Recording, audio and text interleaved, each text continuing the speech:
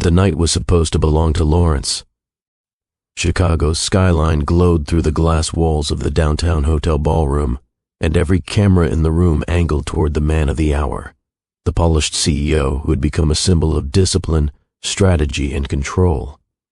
People rose to their feet as he approached the microphone, his silver cufflinks catching the light, his posture straight, his expression composed.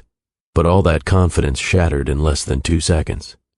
Because at the back of the room, just beyond the rows of silk gowns and tailored suits, stood a woman he once loved but never deserved. Victoria. Her presence wasn't loud, but it felt like the room tilted in her direction. She hadn't aged. She had matured. She carried a type of strength that money couldn't buy and silence couldn't weaken. The deep brown of her skin glowed under the ballroom lights, and her natural curls framed her face in a way that made Lawrence's chest tighten. But it wasn't just Victoria. It was the little girl beside her, a girl with soft brown skin, and Lawrence's eyes. His breath hitched, his voice faltered in front of hundreds of guests. For a man who built an entire career on never showing emotion, the moment hit him like a truck, unexpected, undeniable, and humiliatingly public. His hand trembled as he gripped the microphone.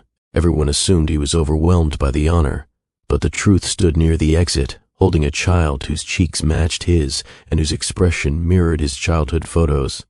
Victoria looked him dead in the face for the first time in years, then calmly turned away, guiding the girl out of the room. She didn't wait for him. She didn't need to. That alone nearly brought him to his knees. For the rest of the evening, the man known for making billion-dollar decisions couldn't form a complete sentence. His mind wasn't in the ballroom. It had gone back in time, to the moment he let Victoria slip through his fingers, convinced he was doing the practical thing. Now, the consequences of that choice had walked right back into his life, wearing a tiny dress and holding Victoria's hand. But here's the real question. The heart never forgets. What does a man do when the family he abandoned stands in front of him, and one look at a child tells him the truth he tried to escape? Tonight, you're about to find out. Before we go deeper, I need your attention for one moment because this story carries lessons many people only learn too late. Welcome back to Stories by Mr. Flex, where life's most powerful lessons come wrapped in unforgettable tales. If you're new to this family, thank you for joining us. Please hit the subscribe button because it helps us share stories like this on YouTube. Long before the night at the gala, back when life was quieter and both hearts were still open, Chicago had been the bridge that brought Victoria and Lawrence into the same path, though neither of them could have predicted how much that one encounter would change everything. Victoria was 28 then, carrying the confidence of a woman raised on the South Side by aunties who didn't sugarcoat life but made sure you always understood your worth. Her days started before the sun came up, not because she enjoyed early mornings, but because working in Chicago demanded it. The city moved with urgency, and you either matched the pace or got left behind. She worked at a consulting firm located downtown, nothing extravagant but respectable, stable, and built on hustle. She loved the energy of the South Side, kids walking to school in uniforms, neighborhood stores with familiar faces, barbershop debates floating into the air, and those weekend fish fries where folks turned pain into laughter. Her life wasn't luxurious, but it was full, rooted, and real. Meanwhile, Lawrence lived in a world that felt like a different Chicago entirely. He spent his mornings in a penthouse overlooking the river, drinking coffee that cost more than the earrings Victoria wore to work. He owned suits tailored by people who barely spoke during the fitting, and his shoes touched more polished marble than sidewalk pavement. His world wasn't loud or lively. It was cold, structured, and quiet, like everything in his life had been arranged to suppress any hint of emotion. Before he met Victoria, he spent his days in meetings, boardrooms, and private lunches where the conversation was always about numbers, expansions, and risk. Feelings had never been part of his vocabulary. Success was measured by how efficiently he could remove anything unpredictable from his life. That's why what happened between them felt like two different climates running into each other. Warmth, meeting a man who had spent his whole adulthood building walls. Their first meeting wasn't romantic, at least not in the way movies tell it. Instead, it was uncomfortable, strange, and unintentionally hilarious. Victoria had rushed downtown after missing her usual bus, practically jogging into the entrance of a high-rise building where she had a meeting scheduled. Her coat slipped off her shoulder as she balanced her bag, her notebook, and a breakfast sandwich she hadn't had time to eat. The revolving door spun too fast, and she stumbled into the lobby with the grace of someone trying desperately not to hit the floor. Right as she steadied herself, someone walked past her, tall, crisp, and wrapped in more calm than any human she'd ever seen. Lawrence. He didn't glance at her at first. He walked straight toward the elevators, the kind of man who seemed like he'd been trained since birth to glide instead of walk. People stepped aside for him in the lobby without him asking. He was the type of person you couldn't ignore if you tried. His presence commanded attention even before he spoke. Victoria noticed him, not because he was handsome, but because he moved through life as if the world weighed nothing on his shoulders. She envied that ease for a moment. Meanwhile, she was one inconvenience away from arguing with the universe. She power-walked toward the elevator and narrowly slipped in right before the doors closed. She pressed the button for her floor and leaned back, catching her breath. That's when she heard it. "Your coat is caught." His voice was low, controlled, the tone of someone who never raised it unless absolutely necessary. She glanced down and realized the hem of her coat had gotten stuck in the elevator door. She tugged it gently. No luck. She tugged harder. Nothing. Her face grew warm with embarrassment. "Oh, great. Just what I need," she muttered under her breath. Lawrence turned slightly, watching her with more curiosity than judgment. "You'll tear the fabric if you keep pulling like that," he said. "May the 1st?" She hesitated. Not because she thought he was being rude, his tone didn't carry even a hint of attitude, but because she was annoyed at how polished he appeared. She felt like the human version of chaos standing next to a man who looked like he'd never been late a day in his life. Still, she stepped to the side. He bent down, looked at the jammed corner of her coat, and pressed a small emergency release button along the door frame that she didn't even know existed. The grip loosened, freeing the fabric. "There," he said simply. Victoria blinked. "Oh, thank you, you're welcome," she wanted to say more, but her pride refused to let her look too grateful. The elevator chimed, her floor. She stepped forward, then paused, turning back. "That was nice of you." He gave a slight nod. "No trouble." She stepped out, but as the doors began to close, she caught him glancing at her, not the kind of look men give when they're checking someone out. More like he was trying to place her, trying to understand her presence in his highly regulated morning. She pushed the thought aside and continued to her meeting. But fate clearly wasn't done with them. Later that afternoon, Victoria left the same building and headed toward a cafe around the corner. The wind had picked up, whipping her curls into her face. She wrestled with her scarf when she noticed him again, sitting inside the cafe, laptop open, focus narrowed. She debated whether to step in or keep walking, but hunger won. When she entered, the warm blast of air hit her face, and the bell above the door jingled softly. She got in line, but as she pulled out her card, it slipped from her fingers and fell directly under the table next to her, his table. She crouched down to grab it at the same moment he leaned to pick it up for her. Their hands touched. She felt something like static. He felt something like confusion. She snatched it quickly. "I swear I'm not usually this clumsy." "I didn't assume you were," he replied. "Well, you definitely look like someone who'd assume I am." She shot back without thinking, the south side fire slipping out. His brow lifted slightly, not offended, intrigued. "I only meant to help," he said calmly. She exhaled, embarrassed. "Sorry, it's been a long day." He nodded once, accepting her explanation without judgment. Understandable. She ordered her food and sat in a corner, hoping he wouldn't think she was dramatic. But when she glanced up, he wasn't looking at her. He was studying something on his screen with deep concentration. The man didn't even notice her anymore, and surprisingly, that bothered her. She didn't know his name. She didn't know his story. But something about him lingered. Meanwhile, he couldn't shake the thought of her either. Lawrence lived in a world where people rarely challenged him or spoke with unfiltered humor. Her energy, chaotic but warm, unpolished but real, made his environment feel less sterile for a moment. He kept replaying her earlier comment in the elevator, amused by her assumption that he thought she was clumsy. He didn't find her clumsy at all. He found her unpredictable, which was new territory for him. Over the next few weeks, fate continued nudging them together. One morning she stepped into the train car headed downtown, and there he was again, standing near the door, suit perfect, expression unreadable. She tried not to stare. He naturally noticed. "Good morning," he said. She blinked. "You take the train?" "Sometimes," he answered. "You look like the type who only travels by helicopter." A chuckle escaped him, small but genuine. "No helicopters." She moved a little closer, steadying herself as the train rumbled through the city. "So what do you do?" she asked. "Work in corporate management," he replied. "That could mean 1,000 things." "It does," he said, offering no further detail. She snorted. "Wow, that's vague. What about you?" he asked. "Consulting, problem solving, people stuff. Sounds useful." It is. Again, their conversation ended because he wasn't a talker, or at least not with strangers. But something about her seemed to loosen the stiffness he carried. The city kept placing them near each other.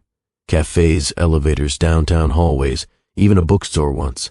Every time their interactions grew easier. They shared small jokes, brief glances, and subtle moments of curiosity. It wasn't dramatic, it wasn't magical. It was simply human. Two people from different worlds locking into the same orbit without realizing they were drifting towards something that would change both of their lives forever.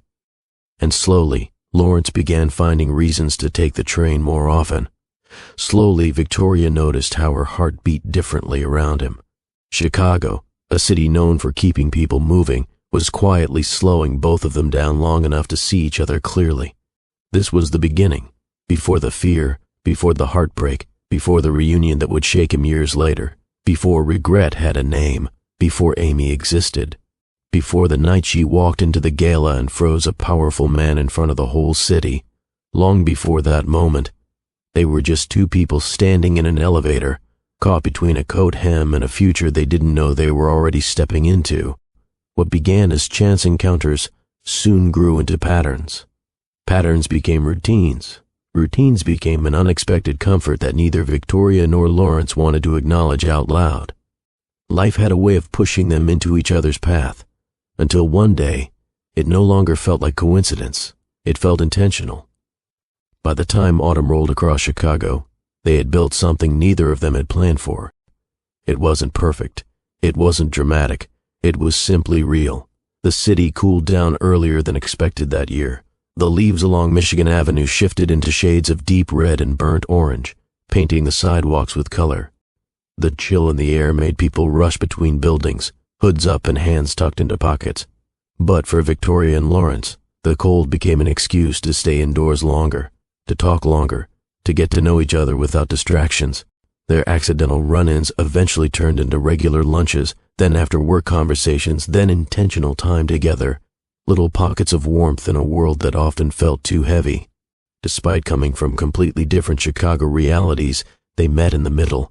Victoria brought humor, authenticity, and an understanding of community that Lawrence had never experienced.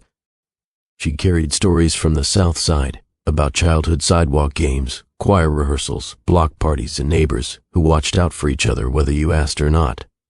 She knew struggle, yes, but she also knew joy. The everyday joy of people who hadn't given up on life. Lawrence brought stability, structure, and quiet thoughtfulness. He softened around her in ways he didn't understand. He listened to her with a seriousness that shocked even himself. He found himself wanting her to infuse color into a life that had been grayscale for years. For a while, they genuinely made each other better. Victoria pushed him to see the city beyond his insulated bubble. Lawrence taught her that calm wasn't the same as cold, and order wasn't the same as distance. It worked until it didn't, because love wasn't the problem, fear was. One crisp November evening, Victoria invited him to her side of town for dinner. Nothing fancy, just a spot she loved, where the food tasted like someone's aunt made it in the back kitchen. The windows fogged up from the heat inside. The tables were close together. The laughter was loud. Lawrence looked out of place at first, tall, tailored, and far too stiff for a restaurant where people didn't bother pretending. But Victoria's smile was enough to settle him. She placed a plate of catfish in front of him. "If you don't like this, we're done," she joked. He lifted a brow. "That sounds like pressure." "It's seasoning," she corrected. "You'll survive." He took a bite, paused, then said, This might be the best thing I've eaten all year." Her grin widened. "I knew it. They talked for hours. About childhood dreams, about work frustrations, about the strange feeling of finding comfort in someone who should have been a complete opposite. But outside that small restaurant, the world was shifting in ways neither anticipated. The next day, Lawrence returned to his office, a glass tower far removed from the warmth of the South Side. He walked into a board meeting where he was the youngest person at the table, but the one expected to lead with absolute composure. As he spoke about projections and investments, he caught the subtle glances between older executives. They had noticed his mood change lately. He laughed more. He seemed more relaxed. They assumed it meant he was distracted. After the meeting ended, one of the senior figures, a man who had mentored him for years, pulled him aside. "You okay, Lawrence?" he asked. "I'm fine. You seem different," the man said. "More emotional lately, less focused." Lawrence stiffened. "My work speaks for itself. It does. But distractions at your level come with consequences, especially personal ones." It wasn't a direct warning. It was worse than that. It was a judgment disguised as concern. And it reminded him of the expectations he'd lived under since he was old enough to understand the role he was groomed for. In his world, emotions were liabilities. Uncertainty was weakness. Attachment was dangerous. He nodded politely but felt a knot forming in his chest as the older man walked away. Later that evening, as he rode the train home, the conversation gnawed at him. He saw reflections of himself in the window, controlled, polished, and exactly the type of man who couldn't afford messy entanglements, yet Victoria was in his life now. Victoria, with her laugh. Victoria, with her honesty. Victoria, with her ability to make him feel like a human being instead of a title. He admired her. He enjoyed her presence. But deep inside, he feared what choosing her meant for his carefully constructed world. Meanwhile, Victoria sensed none of this. She was falling for him slowly, steadily. Not blindly. She noticed his quiet demeanor, his need for control, his emotional caution. But she believed time would peel back the layers. A few weeks later, she invited him to a family gathering. Nothing huge, just a birthday celebration for one of her cousins. The house smelled like fresh cornbread, music boomed from the living room, and relatives filled the kitchen cracking jokes over pots of food. Victoria introduced him carefully, hand resting on his arm. "Everyone, this is Lawrence." Heads turned. Cups paused midair. A few eyebrows rose. But seconds later, everyone resumed their conversations. That was the thing about her family. They cared, but they didn't intimidate. Her aunt looked him up and down. "You hungry, baby?" He nodded politely. "Yes, ma'am." "Well, sit down then. We ain't fancy, but we know how to feed people." He did. He ate. He smiled. He watched Victoria glow around her people, and for a brief moment, he saw a version of life he had never imagined, one filled with warmth instead of cold precision. But later that night, after he left her home, the doubt hit him again, not because anything was wrong with her life, but because he feared how his world would react to her. Over the next week, those fears hardened. Comments from colleagues about his recent absence of focus increased. Subtle remarks from people in his circle implied he was becoming too involved in something personal. The pressure was quiet, but heavy, taking longer to respond to texts, canceling plans, claiming long work hours. Victoria noticed immediately. One evening, she stopped by his place after work with 2 bags of takeout. The city outside was windy, bitter, and gray. She knocked on his penthouse door, and when he finally opened it, she saw the distance in his eyes instantly. "You okay?" she asked. "Yeah, just busy." She set the food on the counter. "I figured. Brought dinner so you wouldn't have to cook. That was unnecessary." Her smile faltered. "I wasn't trying to inconvenience you. I was trying to help." He exhaled, rubbing the back of his neck, the first sign of discomfort she'd ever seen from him. "Victoria, I think we should slow down." She froze. "Slow down?" "Yes. Why?" she asked quietly. He didn't answer right away. He paced, he thought, he calculated. "I've been thinking about the direction of my career. I can't get distracted right now. There's a lot at stake." "A distraction?" she repeated, stunned. "Is that what I am?" "I didn't say that. You didn't have to. she said, voice trembling but controlled. He stepped closer, hands half raised. Victoria, please understand. Understand what? She challenged. That the moment your world felt pressure, you threw me outside of it. His silence confirmed everything she needed to know. She picked up her coat slowly. I care about you, but I'm not begging anyone to choose me. He swallowed hard. I never asked you to. No, she said softly. You just chose fear over me. He didn't stop her when she walked out. He didn't call her name. He didn't run after her, and she never forgot that. The cold wind outside stung her cheeks as she stepped back into the city. Chicago's night lights blurred as tears formed, but she wiped them away before they fell. She would not break in the hallway of a man who didn't know what to do with her heart. Days passed, then weeks. He didn't reach out. She didn't reach back. Her heart healed slowly, until one morning when she felt nauseous on the train and assumed it was just stress. It wasn't. A few days later, she stared at a test in her bathroom, hands trembling, breath unsteady. Her first thought was fear. Her second was love. Her third was clarity. She sat on the bathroom floor and whispered, I can do this. With or without him, I can do this. She placed a hand over her stomach, tears sliding down her cheeks, not from despair, but from the weight of the path ahead. By sunset, she had made a decision without hesitation. She would raise her child with pride. She would build a life strong enough for two. She would not return to the man who had looked her in the face and chosen convenience over commitment. Her silence wasn't revenge. It was protection. For herself, for the baby, for a love that deserved more than fear. The morning after Victoria discovered she was carrying a child, Chicago felt different. Not softer. The city never softened, but more aware of her. Every sound seemed louder, every sidewalk rougher, every step heavier. She stood in her bathroom staring at her reflection, hand resting on her belly, wondering how a single moment could split a life into before and after. She wasn't ready, not financially, not emotionally, but she wasn't broken either. She remembered telling herself, you've carried heavier burdens, you'll carry this one with purpose. That became her new truth. Still, that first week was brutal. The Chicago train system was not designed for expecting mothers, especially not during rush hour. One morning, squeezed between a woman holding a breakfast plate and a man scrolling through emails, the nausea hit so hard she had to grab the metal pole with both hands. The train lurched. Her stomach followed. She leaned forward, breathing slow, willing herself not to embarrass herself. A familiar voice in her head whispered, You can do this. A stranger beside her noticed her discomfort and stepped back to give her room. No name, no story, just kindness, in a city that could be rough when you least needed it. Victoria nodded her thanks and held on until the next stop.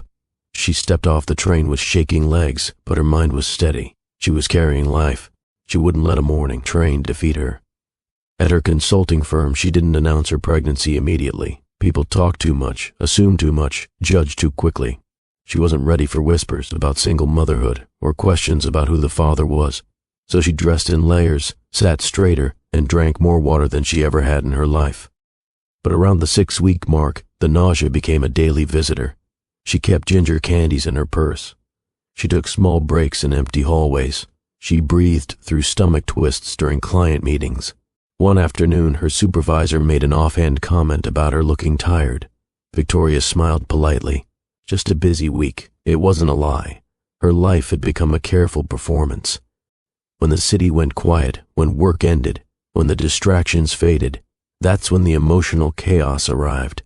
She'd lie on her couch with the lights off, hand over her stomach, whispering to the little heartbeat growing inside her. I hope you know I already love you, she murmured. I hope you know I'm trying my best.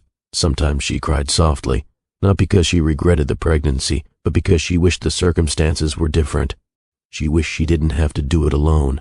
She wished the father was a man who would have chosen them without hesitation. But she also knew she could not and would not force anyone to choose her or her child. That lesson was rooted deep now. Pregnancy wasn't all tears and quiet nights. There were moments she laughed at herself, especially when cravings hit. One night she woke up at 2 a.m., craving fries dipped in ice cream. She stared at the ceiling, annoyed. Baby, you better not make this a habit, she muttered. Another day, while trying to button her work pants, she realized they no longer fit. She wrestled with them for 5 minutes before accepting defeat and switching to a dress that still had mercy left in its seams. Walking down the hallway, she caught her reflection. She didn't look helpless. She looked human, adjusting, adapting, surviving. In the elevator, she whispered, "You and I are figuring this out together." Her cousin stopped by sometimes with home-cooked meals. Not every night, just when she could. Her neighbor occasionally offered to carry groceries for her. Church ladies from down the block gave little bits of advice without prying too deeply. Nobody replaced a partner, but their presence added stability to her world. Small gestures mattered. A lot. Victoria made it a point to stay grounded. She didn't want to feel isolated, even if she didn't share her secret with everyone. By the 5th month, her belly had grown enough that denial was impossible. She stood in front of her mirror on a Saturday morning, wearing a long knit dress that hugged her shape. She rested both palms over her stomach. "You will be loved," she told her unborn child. "You won't grow up waiting for someone to choose you. I choose you already." She didn't say the father's name. She didn't need to. He had chosen his path, so she built a new one. These 9 months carved wisdom into her. Self-worth was not negotiable. She refused to chase anyone who made her feel optional. Her value wasn't tied to who stayed. It was tied to who she became. Victoria grew mentally, not just physically. Each month added layers of strength she never thought she'd need. She started planning financially, adjusting her living space, taking prenatal classes, and preparing for a future that would challenge her, but also bring joy she had never known before. Walking became slower, bending became impossible, sleep was unpredictable. But through all of it, she talked to her baby every night. "Your name will be Amy," she whispered one evening, feeling a small kick in response. "It means beloved." And that's what you'll always be. The day she felt her first contraction, she froze, not in fear but in awe. Her life was about to change again. This time not through heartbreak, but through purpose. As she grabbed her hospital bag and headed for the door, the truth settled into her chest. Lawrence's absence no longer defined her. Amy's arrival would define her next chapter, and she walked into that chapter without looking back. Chicago didn't slow down when Amy was born. The trains still screeched across their tracks every morning. Buses still hissed to a stop at crowded corners. People still spilled out of office buildings clutching coffee cups like survival tools. Rent still came due. Groceries still needed to be bought, and winter arrived the same way it always did, early, sharp, and without apology. But despite the city's relentless pace, Victoria found herself staring at the tiny face of her newborn daughter and realizing that for the first time in years, her heart felt full. Amy arrived on a cold afternoon, wrapped in soft blankets the hospital provided. She was small, warm, and alarmingly quiet, the kind of baby who looked at the world with wide eyes, observing first and reacting later. Victoria held her tightly, breathing in that newborn scent, whispering promises she was determined to keep. "I'm here, baby," she murmured. "I'm here for everything." From that moment forward, her life became a carefully organized whirlwind. Her apartment wasn't big. The living room doubled as a dining area, and the kitchen was just a corner with cabinets. But it was theirs. It was where Amy rolled on her blanket for the first time, where she giggled at shadows on the wall, where she learned to pull herself up using the side of the couch, and it was where she took her first wobbly steps. Victoria had been washing dishes one Saturday afternoon while Amy played on the rug behind her. The sound of soft babbling filled the air, followed by a quiet grunt of effort. Then silence. Victoria dried her hands on a towel and turned around, just in time to see Amy standing on her own, hands stretched out for balance, knees shaking. "Look at you," Victoria whispered, heart racing. Amy took one step, then another. Her tiny foot snagged the edge of the rug, and she tumbled gently onto her bottom. For a moment, her face scrunched in surprise, but then she let out a small giggle, clapping her hands in triumph. Victoria scooped her up and spun her around the room. "You did it! My girl did it!" They celebrated with mashed bananas and a dance session to music playing from Victoria's old speaker. The apartment was small, but joy filled every corner. Victoria made it a habit to take Amy to the park whenever the weather allowed it, and sometimes even when it didn't. Chicago could be unpredictable, but those park trips were a lifeline. Some days Victoria bundled Amy up and walked through the south side streets, passing neighbors sweeping porches, stores opening their doors, and kids laughing on their way to school. At the park, Amy loved the swings. Victoria would give a gentle push, watching her daughter's eyes widen with excitement as the swing moved back and forth. Higher, Amy would squeal in her own baby language, legs kicking wildly. Victoria always kept it gentle, but she made sure Amy felt like she was touching the sky. Other days, she would sit under a tree with her daughter in her lap, pointing at passing dogs or squirrels darting across the grass. Little things sparked Amy's curiosity. The wind blowing leaves, pigeons pacing like they had appointments, kids playing tag. These were the moments that stitched their bond tighter than anything money could buy. Amy grew too fast. Sometimes 1 minute she was crawling, the next she was pulling books off shelves, flipping through pages, pointing at pictures she couldn't name yet. By the time she turned 3, Victoria started preparing her for school. She worked with her on ABCs, shapes, and colors of the kitchen table. Flashcards became part of their nightly routine. Each time Amy recognized a letter, her smile stretched wide. One more, she always said. Victoria never refused. Her daughter had a hunger to learn, and she admired that. In the evenings when Amy slept, Victoria stayed up filling out forms, looking at school options, and calculating costs. She wanted Amy to have opportunities she never had. She wasn't wealthy, but she was determined. Victoria returned to work when Amy was still young. She found ways to freelance and consult so she could be flexible. Some days she worked from home with Amy asleep on her chest. Other days she took meetings during nap time. There were nights she fell asleep sitting upright on the couch with her laptop open. Nights she prayed for strength to keep going. Days she felt guilty for not spending enough time with her daughter, and mornings when Amy's laugh erased every fear she carried. Motherhood didn't come with a manual, but Victoria was writing her own version every single day. She turned down jobs that demanded too much time away. She chose clients who respected her schedule. She grew her work quietly but steadily, carving out a professional identity that allowed her to provide, without sacrificing motherhood. Around 4 years old, Amy's curiosity widened. "Mommy," she said one morning while eating cereal, "why don't I have a daddy?" Victoria froze. She placed the milk carton down slowly and sat across from her daughter. "You have a mommy who loves you very much," she said softly. "And a daddy?" Victoria's heart squeezed. "Some families look different, baby. Some have 2 parents, some have 1. You and I are a team." Amy thought about this. "But do I have a daddy somewhere?" Victoria chose her words with care. "Yes, baby, everyone has one. But he isn't here. That doesn't mean anything is wrong with you. You're perfect." Amy accepted that for the moment and returned to her cereal, humming softly. Victoria's chest ached as she watched her daughter swing her legs under the chair. She wasn't angry. She wasn't bitter. But she wished her daughter didn't have to ask questions she didn't deserve yet. While Victoria raised Amy one day at a time, Lawrence was becoming wealthier than ever. His company grew. His reputation expanded. He received awards, invitations, praise from all the right people. But he felt nothing. It was subtle at first, a slight sense of disconnection during meetings, a moment of staring at the city lights from his penthouse window with no real feeling of accomplishment. Later it became more obvious. He isolated himself. He stopped attending some social events. He buried himself in work even deeper. He wasn't cold. He wasn't cruel. He was just empty. There were nights he lay awake wondering what his life would have looked like if he had chosen differently. He never said her name out loud, but her memory still lived in the apartment he tried so hard to keep sterile. Chicago was big, but not big enough to separate 2 people destined to cross paths again.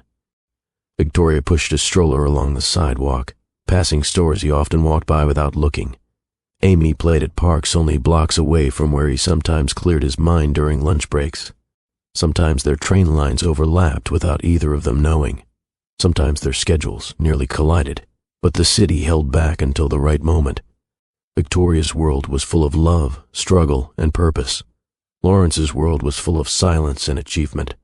2 different realities, running parallel, never touching, yet growing closer with every year that passed. Amy didn't know she had a father walking the same streets. Lawrence didn't know he had a daughter taking her first steps only miles away. The universe didn't rush. It simply watched and waited. And slowly, gently, destiny began pulling the threads tighter. This chapter of quiet growth, quiet survival, and quiet emptiness on both sides would soon collide into something neither of them could ignore. By the time Amy turned 4, life had settled into a rhythm for Victoria. Not an easy rhythm, but a balanced one. She worked, she raised her daughter, she made ends meet one decision at a time.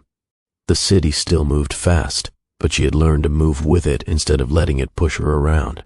Every morning Amy wrapped her arms around her neck. Every evening they shared stories over dinner, and every night Victoria thanked God for giving her a child who filled every crack heartbreak had once carved into her. Across the city, Lawrence was rising even higher in the corporate world. He was now one of the most mentioned figures in Chicago's business circles, a man known for discipline, structure, and results. He attended functions, signed deals, and expanded his company into new markets. His face appeared in financial publications and news segments. To outsiders, he looked fulfilled. To himself, he felt like a clock that refused to stop ticking even though it had nothing left to measure. When conversations drifted toward personal life, he remained vague. He was admired, respected, even envied, but never understood. He lived in a world that rewarded him for being predictable and punished him for being vulnerable. And because of that, he never spoke a single word about Victoria again. But he thought about her, more often than he would ever admit. Sometimes he remembered her laugh on the train. Sometimes he remembered her hand brushing his coat that day in the cafe. Sometimes he remembered the way she said his name, as if she expected him to rise to it. And sometimes, on quieter nights, he wondered if she had found someone better, someone who didn't let fear choke their courage. He always brushed those thoughts aside, but they never fully left. One afternoon in a conference room overlooking the river, Lawrence sat through a meeting about a new expansion strategy. He listened, offered feedback, and nodded at the right times. Everything about him was controlled and precise, until one comment shifted the air in the room. A colleague leaned back in his chair and said casually, "By the way, Lawrence, I think I saw someone you used to know the other day. A woman, South Side, I think." Lawrence didn't react at first. "Who?" "Pretty woman, natural hair, brown coat, had a little girl with her. Kid had your eyes, though." The man laughed as if the comment meant nothing. "Small world, right?" Lawrence's pen froze between his fingers. The room kept talking, but he heard nothing else. His pulse quickened, and his throat tightened. He forced himself to breathe evenly, to stay composed, to pretend the comment hadn't hit him like a blow to the chest. He asked calmly, "Where was this?" His colleague shrugged.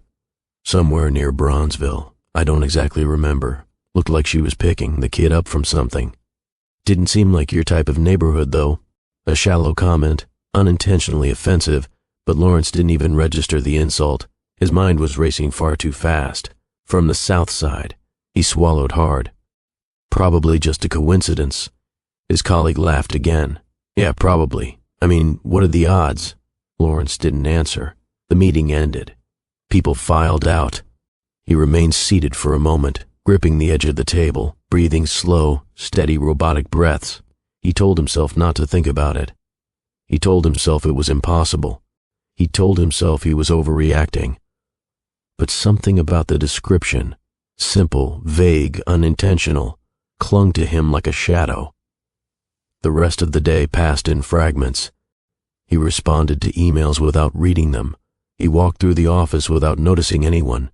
He ended up in the elevator staring at his reflection, wondering why his chest felt tight. That night, he sat in his penthouse staring at the city lights. He had always loved the skyline, its order, its sharp lines, its quiet dignity. But tonight it felt flat, lifeless. His mind drifted back to Victoria. He had no right to think about her, no right to wonder if she was okay, no right to wonder if she had moved on. But he wondered anyway. He remembered the day she walked out of his apartment, strong, hurt, but refusing to beg him. He remembered her voice, steady even through the pain. "You chose fear over me." He had convinced himself he made the right choice, that emotions were distractions, that love was a luxury he couldn't afford. But alone in his penthouse, the silence was so loud he could hear his heart argue with him. What if she'd found happiness with someone else? He shook his head. Coincidence, he muttered into the empty room. But the city outside didn't agree. It knew the truth before he was ready to face it. Across Chicago, Victoria was living a very different evening. Amy was sitting at the small kitchen table, coloring in her book. Crayons were scattered everywhere, markers without caps lay rolled onto the floor. A soft breeze drifted through the window, carrying the sound of someone grilling on a nearby porch.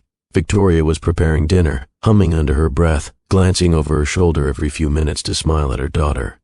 "Mommy, look!" Amy held up her drawing. Victoria wiped her hands and walked over. "That's beautiful, baby. What is it?" "It's us," Amy said proudly. "You're holding my hand so I don't fall." Victoria's heart clenched for a second. "You don't ever have to worry about that." They sat together for dinner. Rice, veggies, and chicken Victoria seasoned with care. Amy told stories about her day, a butterfly she saw at the park, a kid who shared snacks with her, a funny joke she heard from a neighbor. Everything about their life was simple but strong. Later that night, when Amy fell asleep, Victoria cleaned up and prepared her work documents for the next day. She glanced at the old planner where she tracked upcoming deadlines, bills, and goals. That's when she noticed something she hadn't paid attention to in weeks, a message from the director of a downtown nonprofit who had contacted her about a potential consulting opportunity. If the project went well, it could lead to a formal invitation to a high-profile charity gala later in the year. She exhaled slowly. This could be her chance to expand her work. This could be her moment to step into rooms she'd once been pushed out of. She placed her hand over the planner and whispered, "I'll get us there." She didn't know that stepping into that room months later would change everything. Over the next few weeks, the rumor continued to poke at Lawrence's mind.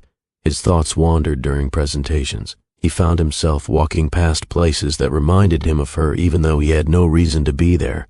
He didn't call anyone to ask. He didn't look her up online, not because he didn't want to, because he didn't know how. His pride kept him silent. His fear kept him frozen. His guilt kept him restless. At night, he lay in bed staring at the ceiling, replaying the breakup in his mind, examining it from angles he had avoided for years. For the first time, he admitted to himself that he missed her. Not the idea of her, not the memory of her warmth. Her, the woman who saw him, not the title. And for the first time, he wondered if he had missed more than he realized. Amy reached an age where her personality began shining through. She asked more questions. She memorized songs. She helped her mother fold laundry, even though her help usually meant unfolding half the clothes again. Victoria watched her daughter and felt proud every single day. Amy had her intelligence, her curiosity, her humor. She carried no trace of sadness or emptiness. She was whole because Victoria had built her life around love, not absence.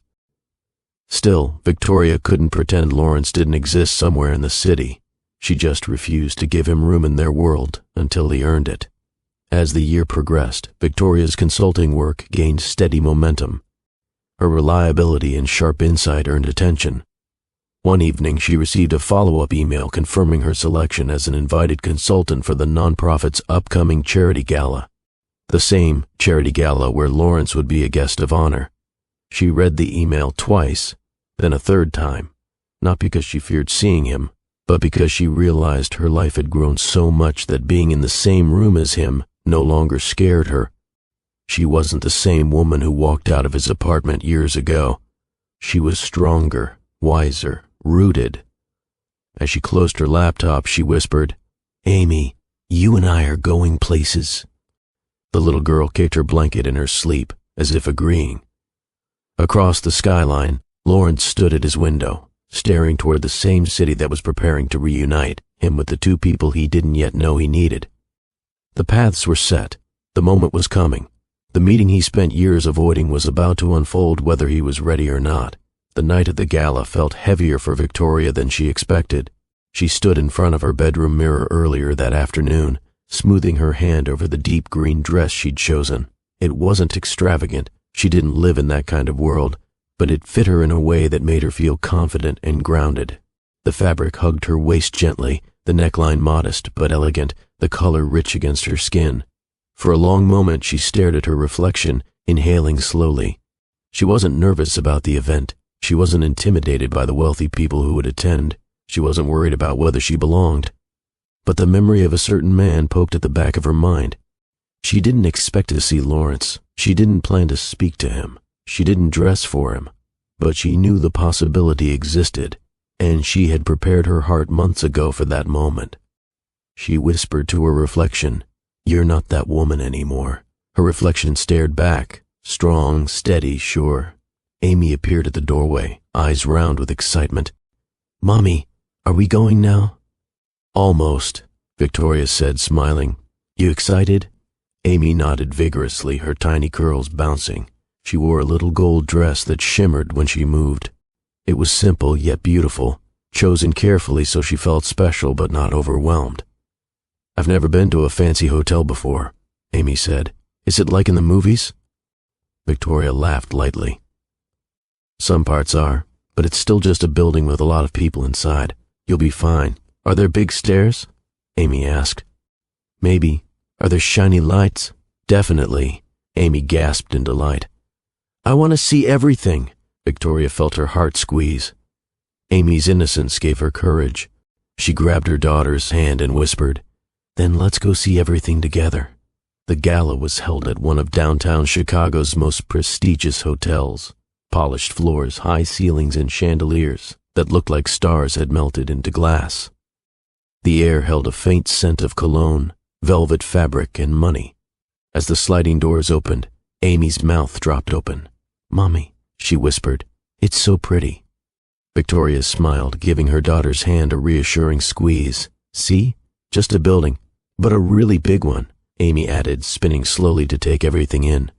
Guests drifted through the lobby dressed in shimmering gowns and tailored suits. Cameras flashed occasionally as notable figures posed for photos. Victoria walked with quiet confidence, refusing to let the environment define her worth. A woman at the registration table greeted her warmly. "Welcome. You must be here for the nonprofit's presentation?" "Yes," Victoria said. "I'm consulting on a project with them." The woman smiled. "Welcome aboard. Your work has already made a strong impression." Victoria thanked her politely and guided Amy toward the ballroom entrance. Weeks before, when she received the invitation, Victoria hesitated. She didn't chase attention, and she definitely didn't chase anything connected to her past.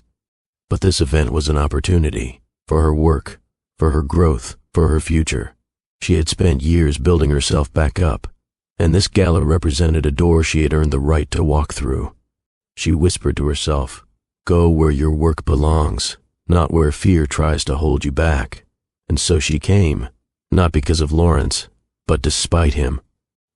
The ballroom glowed with soft lighting, tables arranged in perfect rows, waiters carrying trays of sparkling glasses. A large stage stood at the front, decorated with banners from the nonprofit organization. Victoria laughed. "They're just dressing up for tonight." "Do we look like princesses?" Amy asked, eyes bright. "We look like ourselves," Victoria replied softly, "and that's even better. They found a place near the back, a conscious choice." Victoria didn't need to be front and center. She preferred observing from a distance, taking in the room quietly. Amy tugged her hand. "Can I walk around a little?" "Only a little," Victoria said, "and stay where I can see you." Amy nodded and took a few excited steps forward, entranced by the sparkling gowns and glittering decor. Victoria watched her daughter wander safely, taking in her joy. She felt proud, not because of where they were, but because they made it here together. Her life had changed, her future had expanded, her heart had healed stronger, and whether Lawrence was here or not, she was ready. When the announcer tapped the microphone and introduced the evening's keynote speaker, Victoria expected some distant executive. She wasn't ready for what followed. "Please welcome Chicago's Business Leader of the Year, Lawrence." Her breath caught. There was no mistaking the name, no mistaking the quiet shift in energy, no mistaking the tall figure stepping onto the stage. He wore a suit that looked like it was designed just for him, shoulders squared, expression composed. Years had changed him subtly, sharper jawline, more confidence, colder eyes, but the man was unmistakably Lawrence. Amy, fascinated by everything, stopped mid-stride and stared up at him. She tilted her head curiously. "You know him?" she asked innocently. Victoria's throat tightened. "Yes, I used to... Amy shrugged and kept watching the stage. "He looks important." Victoria didn't answer, because in that instant, before he even spoke, Lawrence's eyes scanned the room and found her. His expression didn't change dramatically, but something flickered, something real, something he hadn't allowed himself to feel in years. He looked at her like a man facing a truth he thought he buried. Amy glanced between them, sensing tension without understanding it. The air thickened, but as the woman she became without him, her posture straightened, her chin lifted, her heart steadied. Amy stepped closer to her mother and whispered, "Mommy, why is he staring? And he knows me?" Amy asked. "No," Victoria answered, voice soft, "not yet." As Lawrence began speaking, his voice was steady at first, polished, trained. But while the room listened, his eyes drifted, repeatedly, back to the woman in the green dress and the little girl beside her. Victoria felt the tension in her chest tighten with each glance. Amy rested her head on Victoria's arm, unaware of the emotional storm swirling just a few feet away. The room buzzed with applause, silverware, murmurs of admiration, but for the three of them, the noise faded into the background. They were sharing air again, sharing space again, sharing history again. This time, though, it wasn't the same. Victoria was no longer broken. Amy was no longer a secret. Lawrence was no longer protected by ignorance. He didn't know the truth yet, but tonight was the first time regret finally had a face, and that face looked like the daughter he didn't know existed. The ballroom was filled with applause as Lawrence took the stage, but Victoria could see something in his expression, a hesitation, a tightness in his jaw, a flicker of something unsettled beneath the polished exterior he'd perfected over the years. It was impossible to mistake the shift in his demeanor. She knew him too well for that. Amy stood beside her mother, little hands clutching the sides of her dress as she stared up at the man on the stage. Her curiosity was innocent, pure, untouched by the weight of history swirling in the room. Victoria forced herself to breathe normally. Her heart didn't race the way she feared it might. Her palms didn't sweat. She didn't shrink or feel overwhelmed. Instead, she felt an unexpected steadiness, the strength of a woman who had survived heartbreak, labor, sleepless nights, career sacrifices, and years of raising a child alone. That kind of strength didn't evaporate when an old flame walked onto a stage. Lawrence stepped forward to the microphone, his posture straight, his suit crisp, his confidence, at least on the surface, still intact. "Good evening," he began, voice smooth and practiced. "I'm honored to speak with all of you tonight and celebrate the incredible work being done to support this community." His speech started flawlessly. Statistics, acknowledgments, gratitude for the nonprofit. Victoria remembered this version of him, precise, articulate, controlled. The man who could deliver a presentation without blinking. But then, something shifted. His gaze drifted toward the back of the room, toward the woman in the green dress, toward the little girl standing beside her. His voice slowed for half a second, barely noticeable to anyone else, but unmistakable to Victoria. Amy tugged at her mother's hand. "Mommy, he looks like he's thinking too much." Victoria smiled faintly. "Maybe he is." Lawrence blinked once, twice, his jaw set. He forced his attention back to the crowd, but his eyes betrayed him. They kept returning, drawn like a magnet he no longer controlled. He cleared his throat and continued, "The strength of a city is found in how we support those who—" His voice trailed off for a moment. He looked down at the note card in his hand, something he rarely did. A ripple passed through the audience. Not alarm, just curiosity. A CEO stumbling? That wasn't common. He lifted his head again, scanning the room, and there she was, Victoria. He froze. Not dramatically, not visibly to the whole room, but internally, something cracked. He lost his place. He read the wrong line next. He repeated the same sentence twice. A woman near the front whispered to her neighbor, "Is he all right?" A man across the room frowned and murmured, "He never slips." Lawrence swallowed hard, trying to steady himself. His preparation couldn't protect him from the rush of memories slamming into him, memories he'd buried under work, status, and time. The past didn't just revisit him, it hit him like a wave. And then his gaze landed again on the small girl beside her. Something about the way Amy tilted her head, the shape of her eyes, the way she clung to Victoria's hand. He couldn't explain it, But something tugged inside him, something familiar. He forced himself to finish the rest of his speech, stumbling through transitions, reading from the card more than usual. His charm didn't disappear, but the sharpness was gone. He sounded human for the first time in a long while, stripped of the cold confidence that usually protected him. When he finally said, "Thank you," the applause rose, but it was clear the audience sensed something unusual. Lawrence offered a polite nod and stepped back from the microphone. Victoria watched him descend the steps with stiff movements, his eyes searching for her before his feet even hit the floor. But she wasn't interested in a confrontation, not in a crowded room, not with Amy present. She turned slightly, adjusting Amy's dress strap while steadying her own breathing. A waitress walked past with sparkling drinks. Another group of attendees clapped loudly for the next speaker. The room buzzed with conversation again. But for Victoria, everything felt slow. Amy leaned closer. "Mommy, he kept looking at you." Victoria answered softly, "I noticed. Do you know him from a long time ago?" Victoria nodded. "Yes, baby. Was he your friend?" Victoria swallowed gently. "He was more than that. Once—" Amy blinked, trying to process that. She didn't understand, but she sensed something important was happening. Meanwhile, Lawrence barely heard the next presenter. His focus wasn't on the stage or the applause or the donors congratulating him. He walked through the crowd, on instinct, ignoring greetings and outstretched hands. Someone said, "Great speech." He nodded vaguely. Someone else said, "Congratulations again, sir." He murmured, "Thank you," without pausing. He moved with purpose, not rushed but determined. His eyes scanned the room until they landed on her again. Victoria. Time hadn't dimmed her beauty. If anything, she radiated more strength now, more maturity, more presence. She looked like someone who had rebuilt her entire life and had no intention of letting regret break it again. Lawrence felt a tightness in his chest. He wasn't prepared for this. He didn't know what to say. All the years he convinced himself he was fine suddenly felt flimsy. When he finally reached her, people around them blended into background noise. "Victoria." His voice was low, strained from emotion he didn't expect. She turned slowly, meeting his eyes without flinching.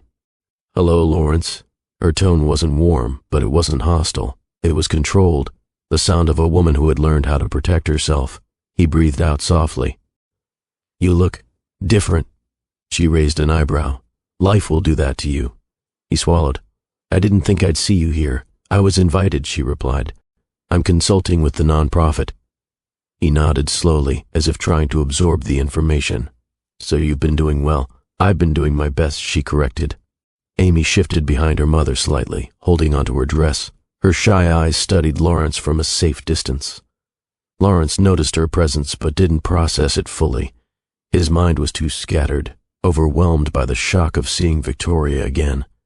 "How long has it been?" he asked. "Years," she said. He let out a tense exhale. "I wanted to reach out once, or maybe more than once, but I didn't know if it would matter." Victoria's expression didn't change. "You made your decision. I made mine." He nodded again, guilt flickering across his face. "I never forgot you." "You forgot enough," she said calmly. He inhaled sharply. There was no anger in her voice, just truth, a truth he hadn't been ready to hear until now. He cleared his throat. "I'm glad you're here." Victoria held his gaze. "I'm here because of my work, not because of you." He nodded, accepting the boundary. "I understand." A brief silence settled between them. Lawrence glanced toward the little girl peeking from behind Victoria's dress. "Is she yours?" Victoria's heart tightened. "Yes, she's beautiful," he said softly. "Thank you." He didn't get to see Amy clearly. She stayed hidden enough that her features remained out of full view, and Victoria didn't guide her forward. This wasn't the moment. He wanted to ask questions, dozens of them, but he stopped himself. He'd forfeited the right to dig into her life, and the way she stood. He knew she would shut down anything that felt intrusive, so instead he said, "It's really good to see you." Victoria gave a small nod. "Take care, Lawrence." She turned away with gentle finality, guiding Amy toward the refreshment table. Lawrence watched them walk away, a mother and daughter moving with quiet purpose. A team, a bond. He felt something he hadn't felt in years, regret that sat heavy in his chest, questions he wasn't brave enough to ask, a restlessness he couldn't explain. And as he stood in the center of a ballroom filled with success, applause, and wealth, he felt painfully alone. The days after the gala unfolded strangely for Lawrence. He moved through his routine, but every step felt slightly off rhythm, as if someone had changed the beat of a familiar song. He went to meetings, gave directives, reviewed reports, attended networking functions, yet none of it landed the way it normally did. His focus drifted in and out, pulled repeatedly toward the memory of a green dress, steady eyes, and a little girl hiding behind her mother. He couldn't shake it. He told himself repeatedly that he was overthinking, that the child was probably unrelated, that he had seen wrong. But the thought persisted. It hovered in the back of his mind like a whisper he couldn't silence. Every night after the gala, he found himself staring at the skyline from his penthouse window, questioning the decisions that led him here, the breakup, the silence, the distance, the years of choosing structure over emotion. He had convinced himself he did the right thing, that he couldn't be the partner Victoria needed. But now, all those justifications felt thinner than ever. Meanwhile, Victoria returned to her normal rhythm with Amy. Their life was steady, full of laughter, morning routines, school prep, bedtime stories, and work deadlines. She didn't spend her days thinking about the gala. She didn't obsess over Lawrence's reaction. She didn't try to decode what his lingering glances meant. Her life no longer revolved around him, and that was one of her proudest transformations. But destiny wasn't done with them. Not yet. It was a Wednesday. Not special, not remarkable, just a day where Victoria had a meeting downtown with one of the non-profit partners. She dressed in a soft cream blouse, dark slacks, and a coat to guard against the lingering cold. Amy was off from school that morning due to a teacher training day, so she came along. "Are we going back to the hotel?" Amy asked excitedly as they walked toward the train. "No, baby. Somewhere different today," Victoria replied. "Oh, does it have shiny lights too?" "Probably not," Victoria laughed. "But you'll see." They traveled together, the South Side rhythms comforting in their familiarity. Vendors with warm pastries, kids with backpacks, neighbors greeting each other across the platform. Amy held onto her mom's hand and pointed at everything, taking it all in with big, curious eyes. Victoria felt steady, anchored. She was raising her daughter with dignity and intention, and nothing about seeing Lawrence at the gala changed her mission. On the other side of the city, Lawrence woke earlier than usual. He couldn't sleep, so he showered, dressed, and headed into the office before anyone else arrived. He sat at his desk, staring at his reflection in the dark window. The weight in his chest hadn't gone away since the gala. He tried starting his day. Email, coffee, reports, more coffee. But he couldn't shake the memory of Victoria's controlled tone, her unbothered posture, her soft answers that held boundaries sharper than any blade. And that child, he tried not to think about her. When his assistant told him he had a meeting at another building downtown, he grabbed his coat and left earlier than scheduled. The fresh air helped, but not enough. Chicago hummed around him. Traffic, conversations, footsteps echoing off buildings, but none of it drowned out the churning in his mind. Victoria arrived at the building with Amy beside her. The lobby was large, modern, and full of people heading to different floors. Amy looked around with wide eyes. "Mommy, it's so shiny in here," she said, spinning slowly. "Yes, baby, just stay close." She checked in at the front desk, while Amy held onto the side of her coat. Victoria didn't notice the elevator doors opening behind her. She didn't notice the tall man stepping out with a folder in hand. Lawrence didn't notice her at first either. He was adjusting his coat sleeve, distracted. Then he lifted his eyes. His breath stopped. Victoria, standing only a few feet away, her coat open slightly, her hair styled differently, her posture confident. And then, the little girl beside her, Amy. This time she wasn't half hidden behind a dress or peeking shyly from the side. She stood fully visible, her face angled toward her mother as she tugged gently at her sleeve. Lawrence froze. The lobby noise faded. His heartbeat quickened. His mind struggled to catch up, because staring at the child was like staring into a smaller version of himself. Not just similar, Identical in features so distinct, he had spent his entire life seeing them in the mirror. The expression she made when curious, the way she shifted her weight on her left foot, exactly the way he did. He didn't need a test. He didn't need a timeline. He knew.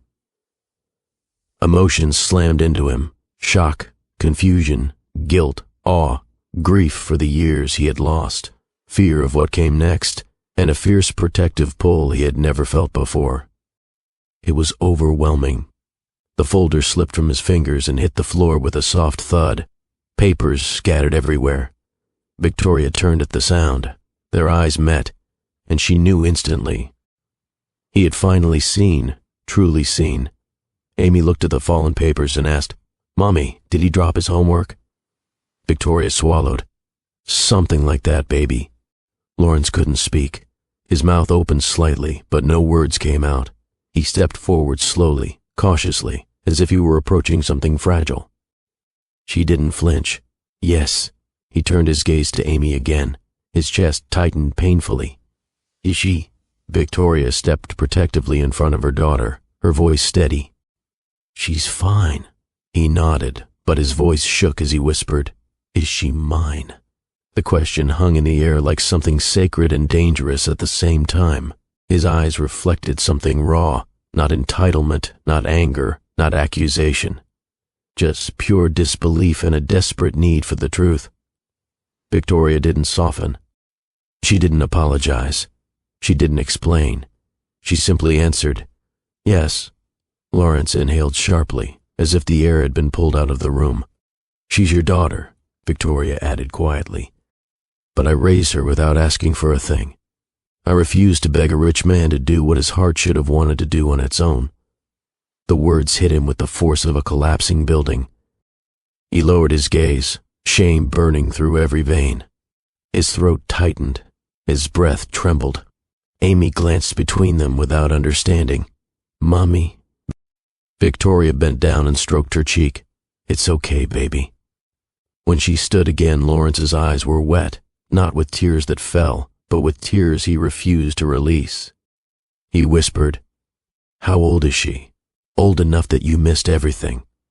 His shoulders dropped with the weight of that truth. He whispered again, "Victoria." "I didn't know." "You didn't ask," she replied gently. The honesty cut deeper than any anger could have. A painful silence settled between them, the kind that rearranged lives.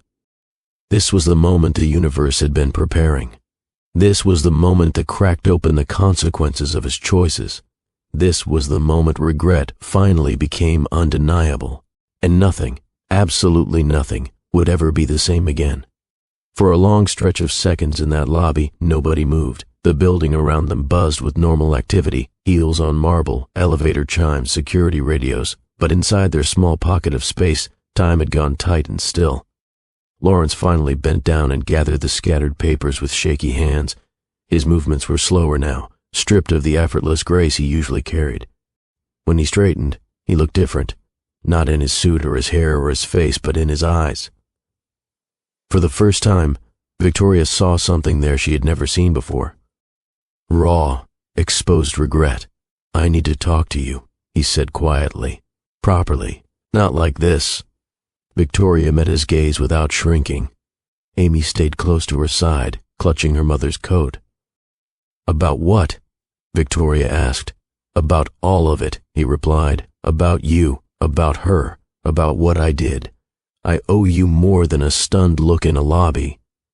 She studied him for a beat, then glanced at her daughter. "This is not the place," she agreed. "Or the moment." "I know," he said. "Can we meet somewhere? Somewhere we can sit and talk." Her first instinct was to say no. To protect herself. To protect Amy. To keep the life she rebuilt from being shaken again. But she also knew she deserved to hear what he had to say, and he needed to hear himself say it. "Not today," she said. "I have a meeting, and my daughter is with me." He nodded immediately. "Of course, another time. Whenever you decide, I'll work around you." That line surprised her. The old Lawrence would have tried to control the terms. This version, at least in this moment, seemed willing to wait on her word. She pulled a small notebook from her bag, tore a piece of paper, and wrote down a time and a neutral spot in the city. A cafe near the river that wasn't tied to their old memories. "Tomorrow," she said. "After work. We can talk there. Just you and me." He swallowed.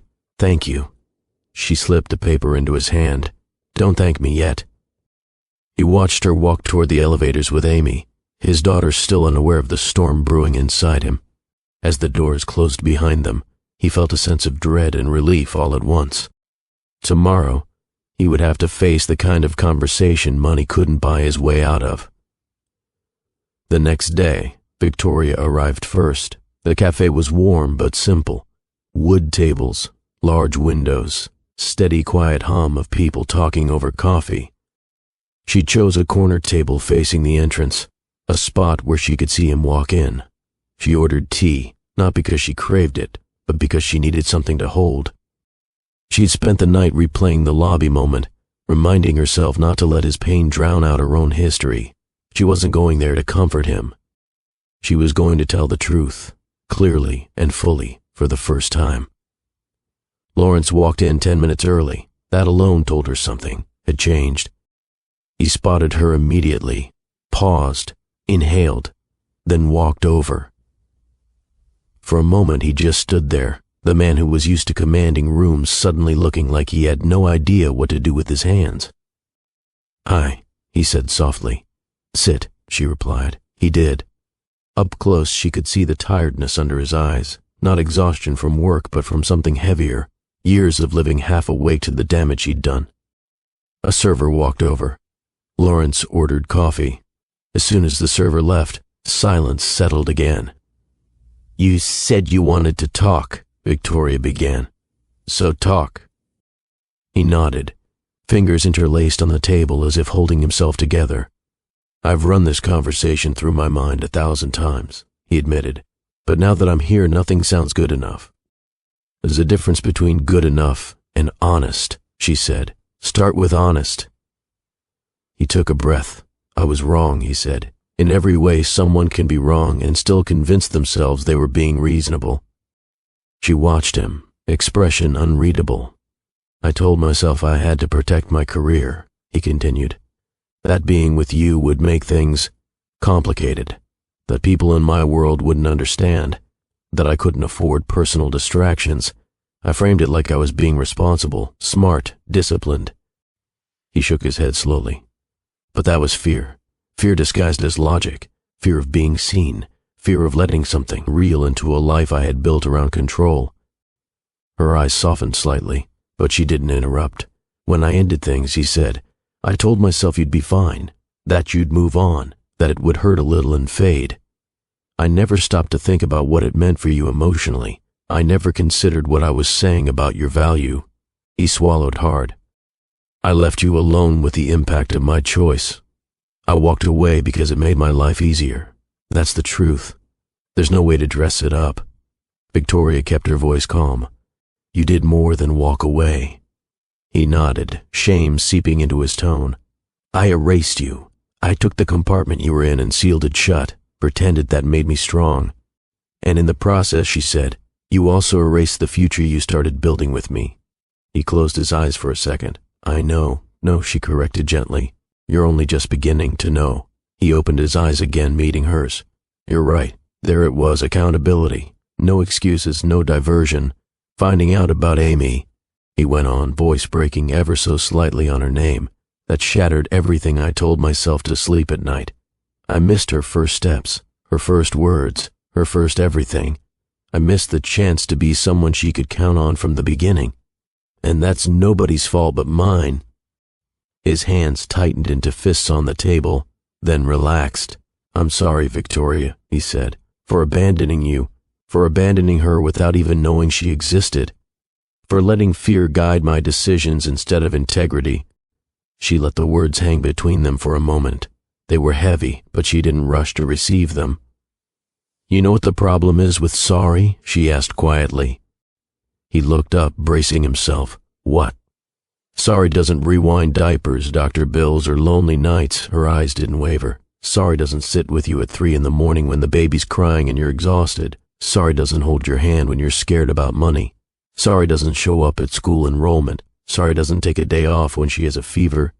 He flinched with each example, but he didn't look away. Sorry is a start, she said, but it doesn't erase anything. It doesn't make you the hero of a story you left halfway through. I'm not trying to be a hero, he replied. I know I'm not. I want to be better than the man who walked away.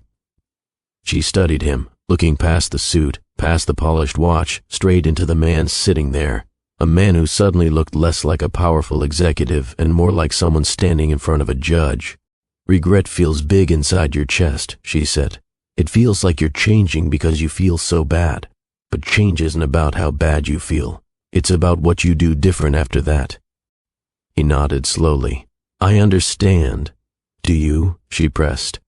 Because regret can trick people. They cry, they apologize, they write messages in the middle of the night, and they think they've done the work. But nothing changes in their habits. Nothing changes in how they show up. His jaw tightened. I don't want to be that. So what do you want? She asked. He didn't answer right away. He looked out the window, staring at the river flowing slowly below the bridge, then turned back to her.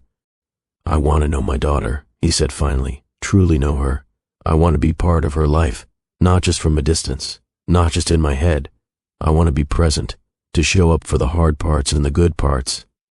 His voice softened.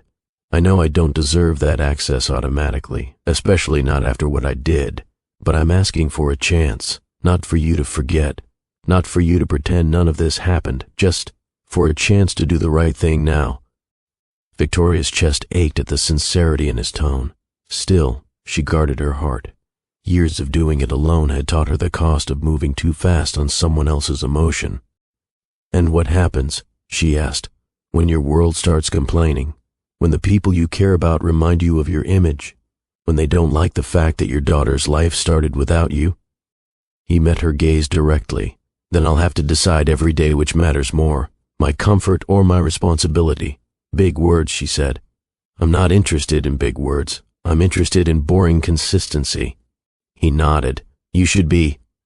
Another quiet moment passed.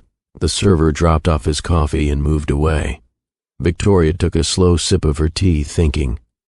I'm not going to keep you from her out of spite, she said. That's not who I am. Amy deserves truth. She deserves to know where she came from.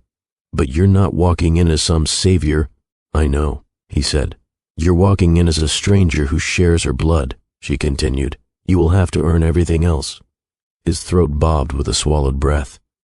That's fair, and we move at my pace, she added. Not yours, not your calendar, not your schedule, my pace.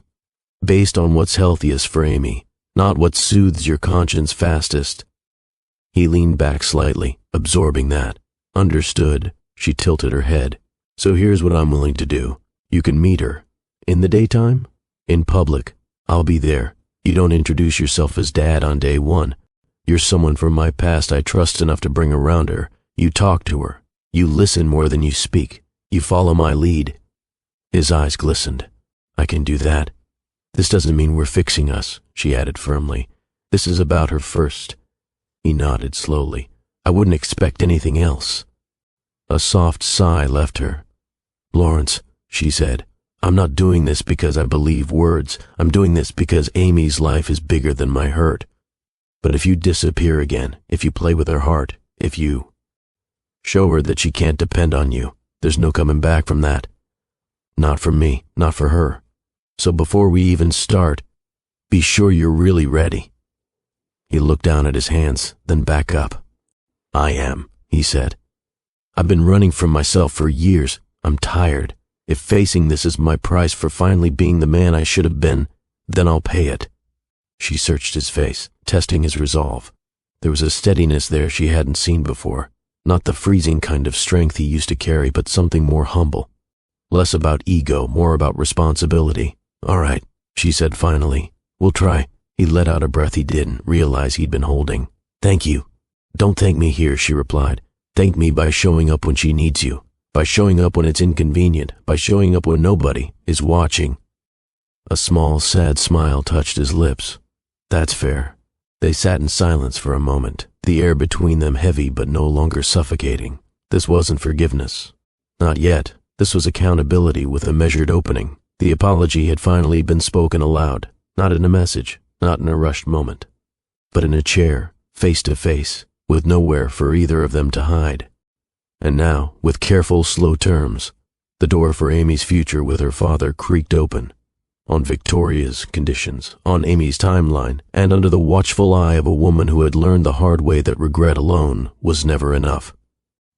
The first official meeting between Lawrence and Amy wasn't arranged in a grand gesture or dramatic setting. That wasn't Victoria's style. She didn't believe in overwhelming a child with a moment meant more for adults than for her emotional well-being. So she chose something simple, human and real. A small park near her apartment. Chicago's mid-morning breeze carried a calm energy. Kids on the playground, parents chatting near benches, joggers weaving through, and a vendor selling pretzels on the corner. The park wasn't extraordinary, but it was part of Amy's world, and that mattered to Victoria. She had arrived early, as she always did. Amy wore a soft pink jacket, leggings, and her favorite sneakers with the little sparkles at the sides. She raced toward the swings with excitement, not understanding how monumental this day was. Victoria watched her daughter play, while keeping an eye on the path where Lawrence would arrive. She had told him the rules again: show up on time, show up respectfully, follow her lead. At exactly 10 a.m., she saw him. Lawrence walked down the path with steps that were confident in appearance but heavy in reality. He wore a simple jacket instead of a tailored coat, dark jeans instead of slacks, clearly trying not to look like a CEO visiting a different world. He looked nervous. Victoria met him halfway. "You came," she said. "I said I would," he responded quietly. She nodded once. "Good. Remember what we discussed. No big reveals, no intense conversations, no labels, just talk to her like a person." He nodded. "I'll follow your lead." Victoria turned toward the swings. "Amy," she called. Amy turned, saw her mother waving, and jogged over. "Yes, Mommy?" Victoria knelt beside her. "Remember the friend I said we might meet today?" Amy nodded, curious. "Is he here?" "Yes," Victoria said. "This is Lawrence." Amy blinked up at him with honest interest. "Hi, are you Mommy's friend?" For a moment, Lawrence's heart squeezed. "Yes," he said gently. "I used to know your mom a long time ago. I'm happy to meet you." Amy smiled shyly and nodded. "Nice to meet you too." Just like that, the conversation started, not with fireworks, but with simple humanity.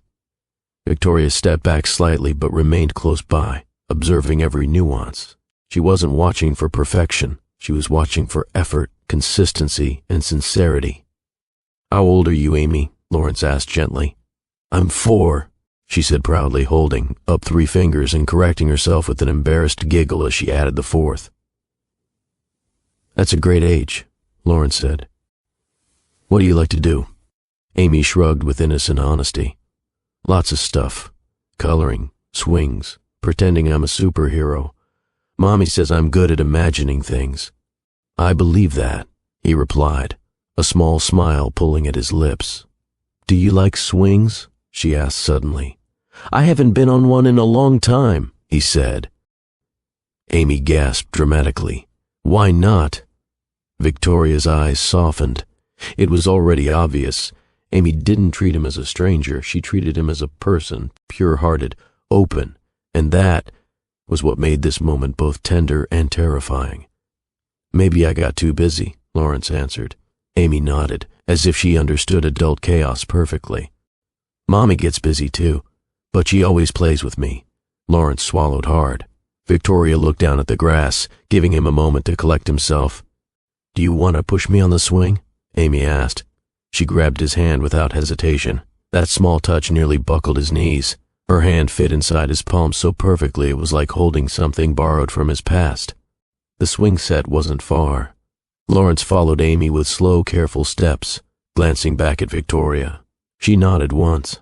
Permission. Granted. He helped Amy onto the swing and stood behind her, unsure how hard to push. "Just a little," she said. "I don't want to fly away." He chuckled softly. "I wouldn't let you." He gave her a gentle push. She squealed with delight. "Higher," she demanded. "Okay, just a little." He pushed again, slightly stronger this time. Victoria watched him from a few feet away, the way he moved, the way he smiled, the way he listened to Amy. It was cautious but sincere, and that mattered more than a perfect start. After the swings, Amy pulled him toward the vendor. "Can I get a pretzel?"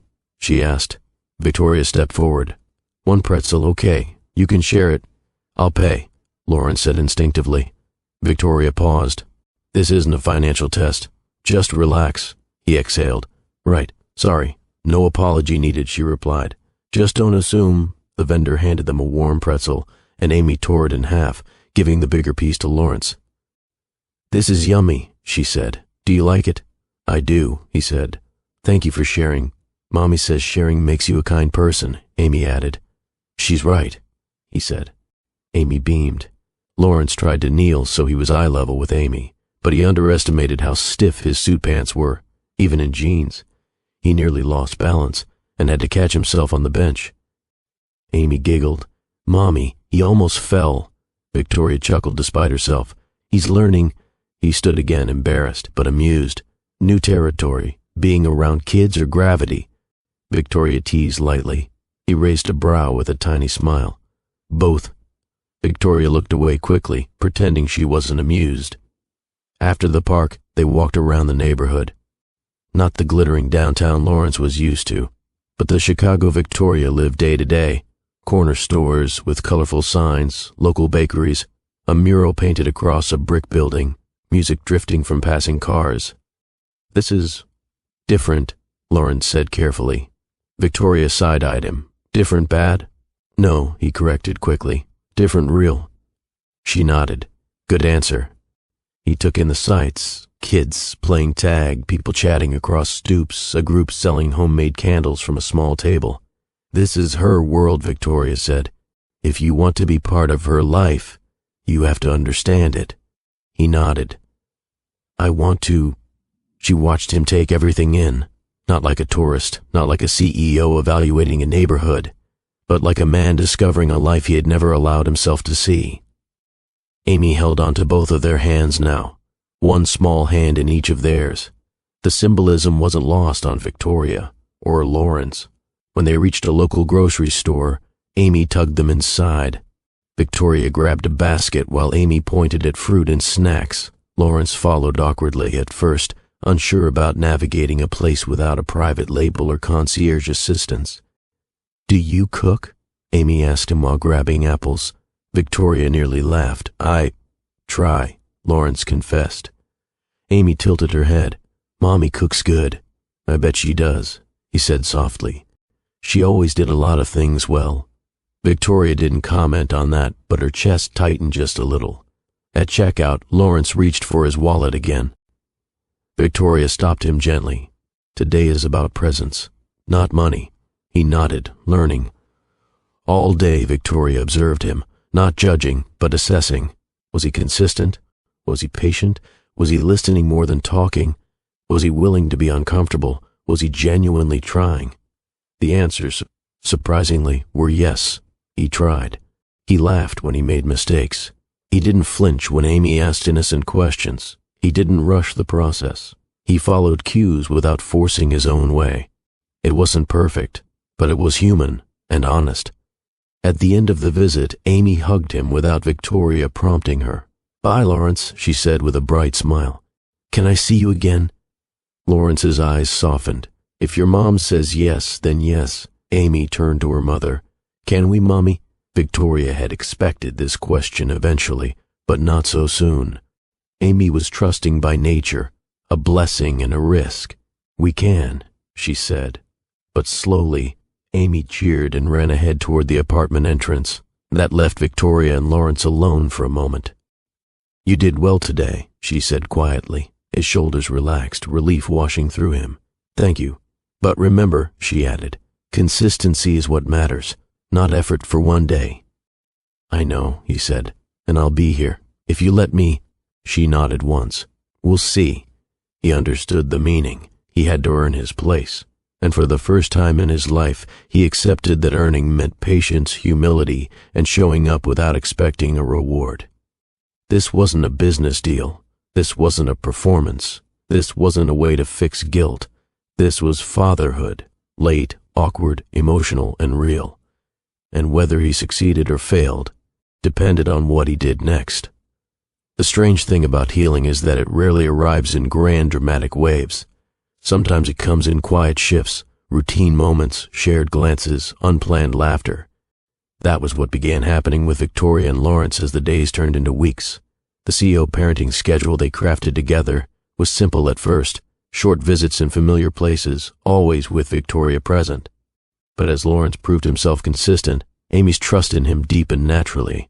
And where Amy's trust grew, Victoria's caution softened, slowly but genuinely. Their lives, once disconnected, now overlapped in small but meaningful ways. It started with Saturday mornings. Amy loved pancakes, with strawberries, chocolate chips, or anything sweet she could convince her mother to allow. Lawrence, in contrast, had lived a life where breakfast was a protein shake or a meal served by someone paid to choose the plate. So the first Saturday he arrived saying, "I'll bring breakfast," Victoria watched with raised eyebrows. He returned holding a grocery bag, not a takeout bag. "You bought ingredients?" she asked, surprised. "I thought we could cook together," he replied. Victoria blinked twice. "Do you even know how to crack an egg?" "Not without consequences," he admitted. The honesty made her laugh before she could stop herself. Inside the kitchen, chaos unfolded quickly. Lawrence tried to mix batter too aggressively, causing flour to puff into a visible cloud. Amy found this hilarious and clapped like she was at a comedy show. Victoria, arms crossed, watched him struggle with a wooden spoon that seemed to defeat him. "You're stirring like the bowl owes you money," she teased.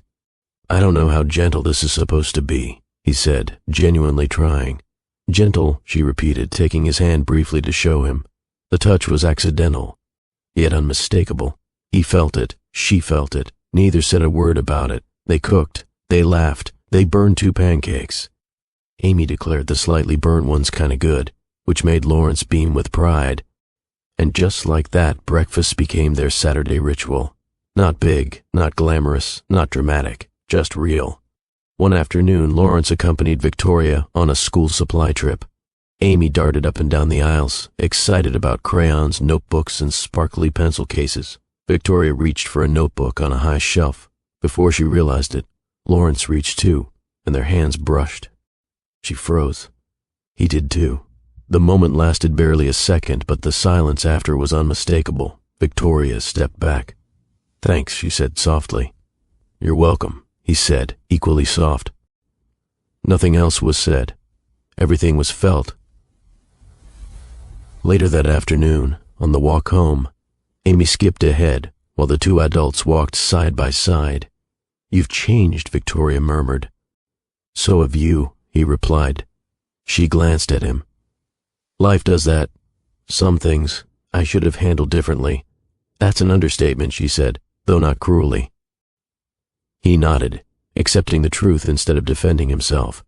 "I'm not asking for forgiveness right away," he said. "I'm asking for a chance to show who I'm becoming." Victoria folded her arms. "And you think showing up on time and learning how to stir pancake batter makes everything okay?" "No," he said, "but it's a start." That answer made her stop walking for a moment. Not because it was perfect, but because it was real. "Just be consistent," she said. "That's all I need right now." He nodded again. "You'll have that." One day, Amy pulled out a drawing she made, 3 stick figures holding hands, 2 tall ones and her in between. Lawrence stared at the drawing longer than he intended. "Is that us?" he asked gently. "Yes," Amy said proudly. "This is Mommy, and this is me, and that one is you." Victoria's breath caught for a second. Even she wasn't prepared for how natural the drawing looked. Lawrence looked at Victoria, unsure of how she would react. She nodded once. It's her picture, her feelings. He smiled at the drawing. "I love it. Mommy helps me draw sometimes," Amy added. Victoria shook her head. "No, baby, you drew this one all by yourself." Amy shrugged. "But Mommy and Lawrence stand tall like that. It's easy."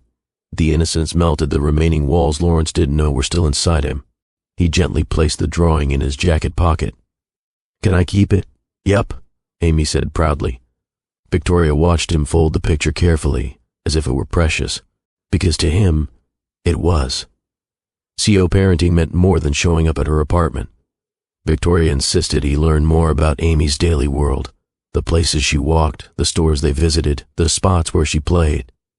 You can't be a part-time dad with full-time excuses, Victoria told him. If you want to be in her life, learn her life. So he did.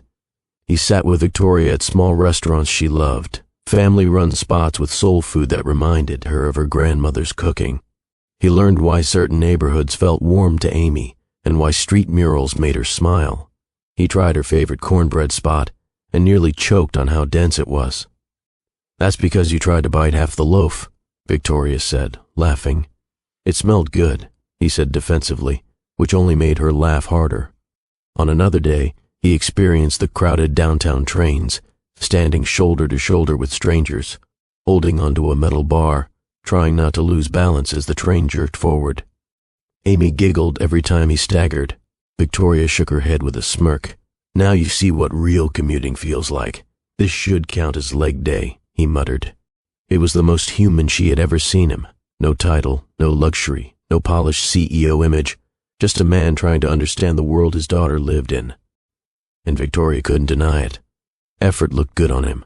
Sometimes feelings return as quietly as they faded. One evening after dropping off Amy, they stood outside Victoria's building. It was chilly, and she wrapped her jacket tighter. Without thinking, Lawrence instinctively offered his. No, she said. I'm fine. You're cold, he insisted. And I'm also capable, she replied. He smiled faintly. I know, but the way he looked at her, she felt it. That familiar softness he used to have back when the world was simpler, back when they shared small dreams before fear made him walk away. Victoria, he murmured, there's something I need to say. She raised a hand immediately. No, not yet, he swallowed. Why not? Because consistency comes before confession. You don't get to hold words like a bouquet and hope I forget the past. He exhaled slowly. I'm trying. I see that, she admitted. But effort needs roots. Their eyes held each other for a long moment, unspoken, warm, dangerous. Old feelings stirred. Not loudly, not dramatically, just there. But while this new chapter of his life quietly flourished, his old world, the one with money, expectations, and corporate eyes, began to buzz. He overheard small comments during meetings. His schedule seems different lately. Where's his focus these days? Is his personal life interfering? And though nobody said names, he knew what they meant. They didn't like unpredictability. They didn't like vulnerability. They certainly didn't like anything that didn't serve the image of a polished CEO. One advisor hinted, your commitments are shifting. We need you fully aligned. He didn't respond, but the message sat heavily in his mind. He had built a life that rewarded distance, not emotion. Now he needed both worlds to coexist, and he wasn't sure they ever would. One late afternoon, Victoria came to the door to pick up Amy after a short visit with him. Amy ran inside joyfully, leaving the two adults on the porch. Victoria crossed her arms. She's comfortable with you. That's good. He nodded. I'm grateful. She studied him for a moment. Something about his expression looked heavier than usual. What's wrong? She asked. Just balancing things, he said vaguely. Your world getting loud? She asked knowingly. He looked up, surprised at how easily she read him. Yeah, he admitted. They're noticing changes. Victoria took a deep breath. Then you'll have to decide what matters. He blinked. What do you mean? She met his eyes directly. Not angry, not soft, just honest. You can't live in two identities forever, she said. At some point, your world and your heart will ask you to choose. Her words hit him harder than he expected, not because they were harsh, but because they were true. Before he could respond, she nodded toward the door. Good night, Lawrence, he whispered. Good night, Victoria. And as she walked inside, he stood there for several seconds, trying to breathe through the enormous truth she had just laid in front of him. Old feelings were no longer dormant. They were awake, vivid, and demanding space. But so were the pressures of the life he left behind. This exact moment marked the beginning of a coming storm, a storm that would force him to realize regret alone can't rebuild a family, but courage might. The question came on a quiet Sunday afternoon, the kind of day that felt harmless, light, and perfectly ordinary. Victoria had taken Amy to the lakeside earlier in the morning to enjoy the breeze, feed ducks, and let her run freely across the grass. Chicago's skyline shimmered in the distance, the buildings tall and familiar. It was the kind of routine day Victoria cherished, simple life, steady joy. And then later in the evening, everything shifted. They were in the living room of Victoria's apartment. Amy sat cross-legged on the rug near the coffee table, coloring a picture in her small sketchbook. Lawrence sat nearby, helping her sort through markers. He picked up a purple marker, and Amy snatched it instantly. "That's my favorite one," she said. "I can see why," he replied with a smile. "It's a great color." Victoria overheard them from the kitchen where she was preparing dinner. The scene looked domestic, warm, natural, familiar in a way that still startled her. She wasn't used to this yet. She wasn't used to having Lawrence in her space regularly, nor the sight of the two of them peacefully sharing moments. But she couldn't deny it. Amy glowed around him. And Lawrence, he softened around them both. Dinner was almost ready. She carried plates to the table and called out, "All right, you two, it's almost time." Amy jumped up. "I'm hungry." "Of course you are," Victoria teased.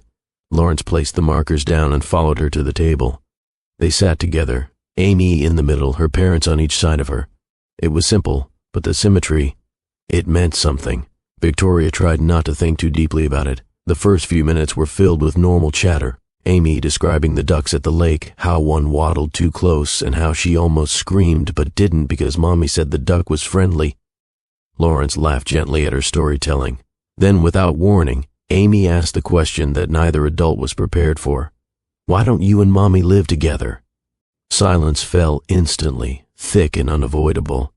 Amy blinked innocently, unaware of the emotional earthquake she had caused. "Baby," Victoria began carefully. "Why are you asking that?" Amy shrugged. "Because you look at each other funny." Victoria's brows lifted. "Funny?" "Yeah," Amy insisted. "Like when you think I'm not looking. You smile sometimes, and sometimes you look like you're thinking hard about something. I don't know." Her small hands waved in confusion. "Just funny." Lawrence cleared his throat quietly and placed his fork down. The tension in his shoulders showed how deeply her question had hit him. Victoria swallowed. She felt her heart beating too fast, too loudly. Amy had always been observant, smart, and emotionally aware, but this question was a reminder that children see more than adults think. "Amy," Victoria said softly, "Mommy and Lawrence live in different places because grown-ups sometimes make choices that weren't the best." Lawrence looked down, ashamed but accepting. Amy tilted her head. "So you didn't want to live together?" Victoria hesitated, choosing her words carefully. She refused to lie to her daughter, but she also refused to burden her with adult mistakes. "It's not that simple," she said. "We had things we needed to learn." "Like what?" Victoria sighed gently. Before she could answer, Lawrence spoke, his voice slow, gentle, honest. "I made mistakes, Amy," he said. "Big ones. And I hurt your mom a long time ago. I didn't understand what I had. I wasn't brave enough to be the man she needed." Amy blinked, absorbing every word. "So now I'm trying to learn how to be better," he added. Victoria shot him a quick glance. It wasn't scripted. It wasn't polished. It was the truth. Amy looked at her mother for confirmation. Victoria nodded. "That's true." Amy poked her small fork into her mashed potatoes. "But you two smile at each other. Isn't that what people who like each other do?" Victoria nearly choked. Lawrence looked like he forgot how to breathe. Children had a gift for crushing adult emotional defenses in seconds. Victoria forced a steady tone. "Yes, we smile. But smiling doesn't fix everything right away." Amy frowned. "But do you love each other?" The room fell silent again. Victoria's heart squeezed painfully. Lawrence's eyes filled with something raw and unguarded. "Baby," Victoria said, her voice low, "love is not just a feeling, it's choices. It's responsibility. It's being there, not just saying things." "But do you love him?" Amy repeated. Victoria felt herself tremble. She glanced at Lawrence, and his gaze was already on her, steady, vulnerable, waiting. She answered the only way she could. "I care about him," she said. "A lot. But I need time.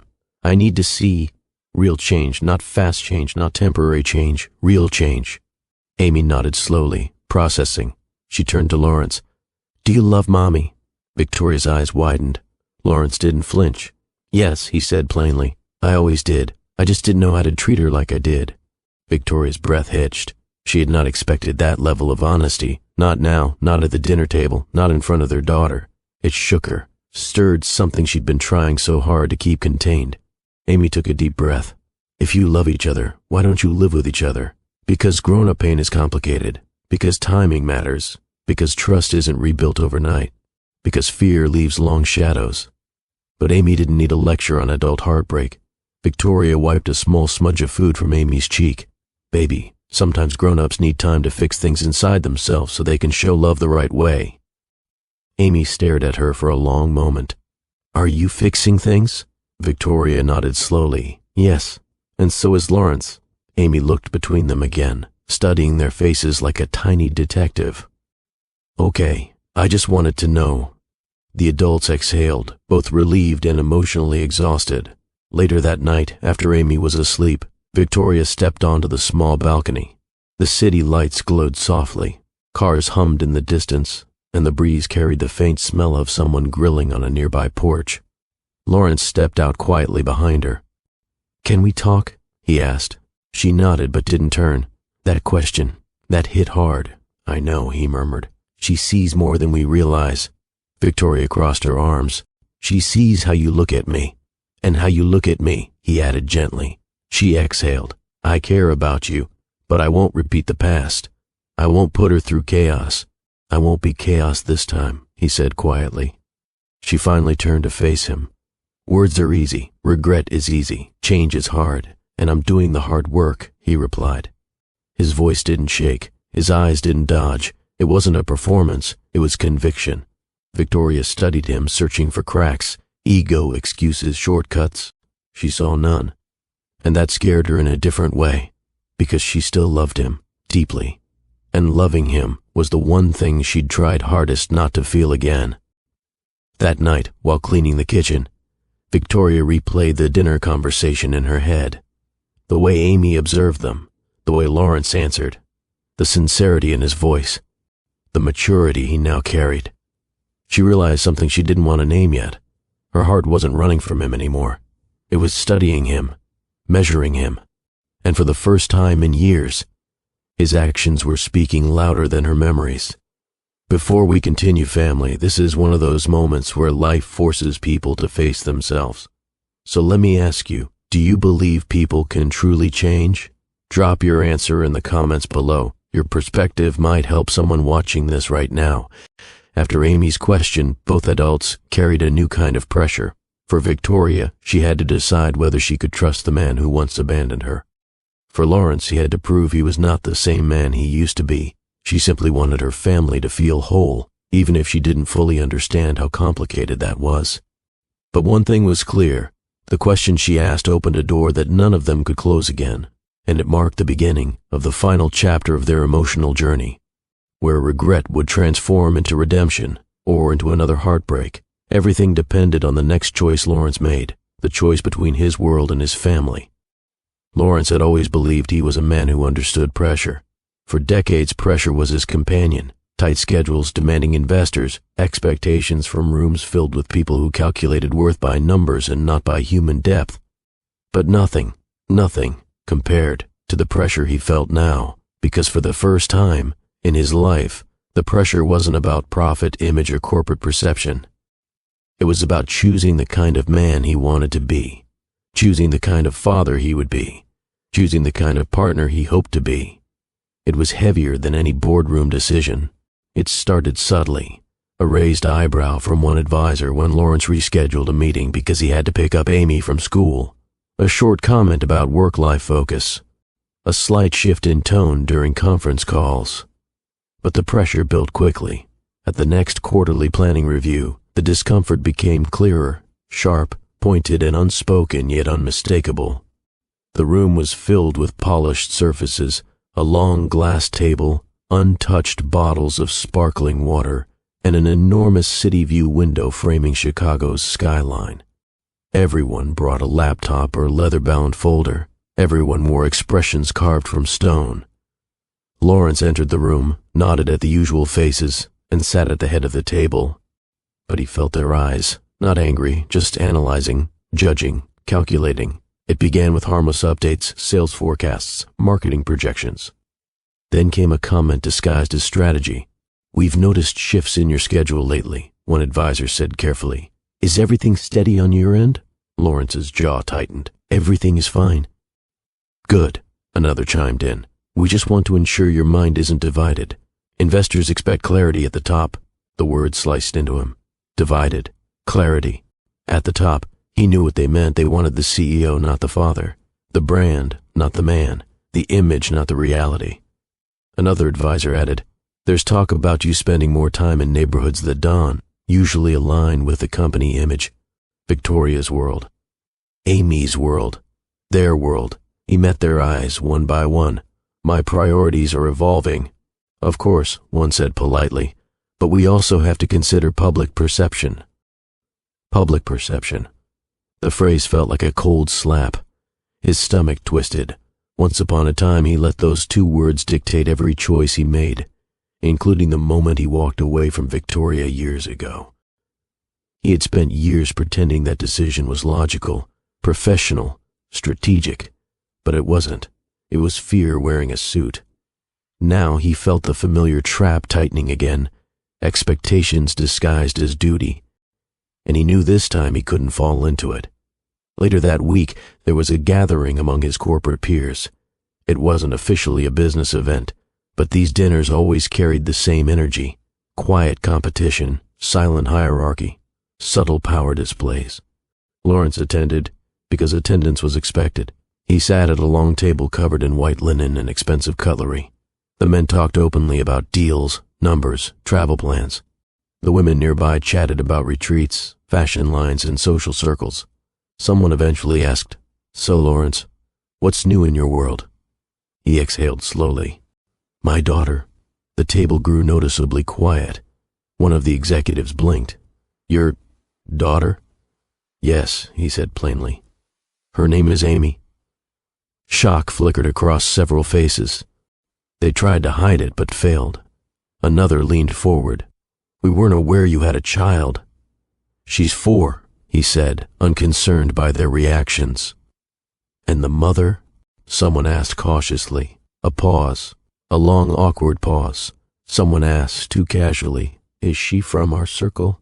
Our circle, meaning their world, wealthy, connected, polished. "No," Lawrence said with calm firmness. "She's from her own world, a beautiful world." Lawrence noticed every expression, every shift in the air. He realized in that moment why he had stayed away from this world emotionally for so long. It swallowed nuance. It avoided discomfort. It hated anything that didn't fit the mold, and for the first time ever, he didn't want to belong to it anymore. The following Monday, Lawrence received an urgent email requesting a closed-door discussion. He knew what that meant. He entered the conference room where several of his advisors sat waiting. The tension was thick and unmistakable.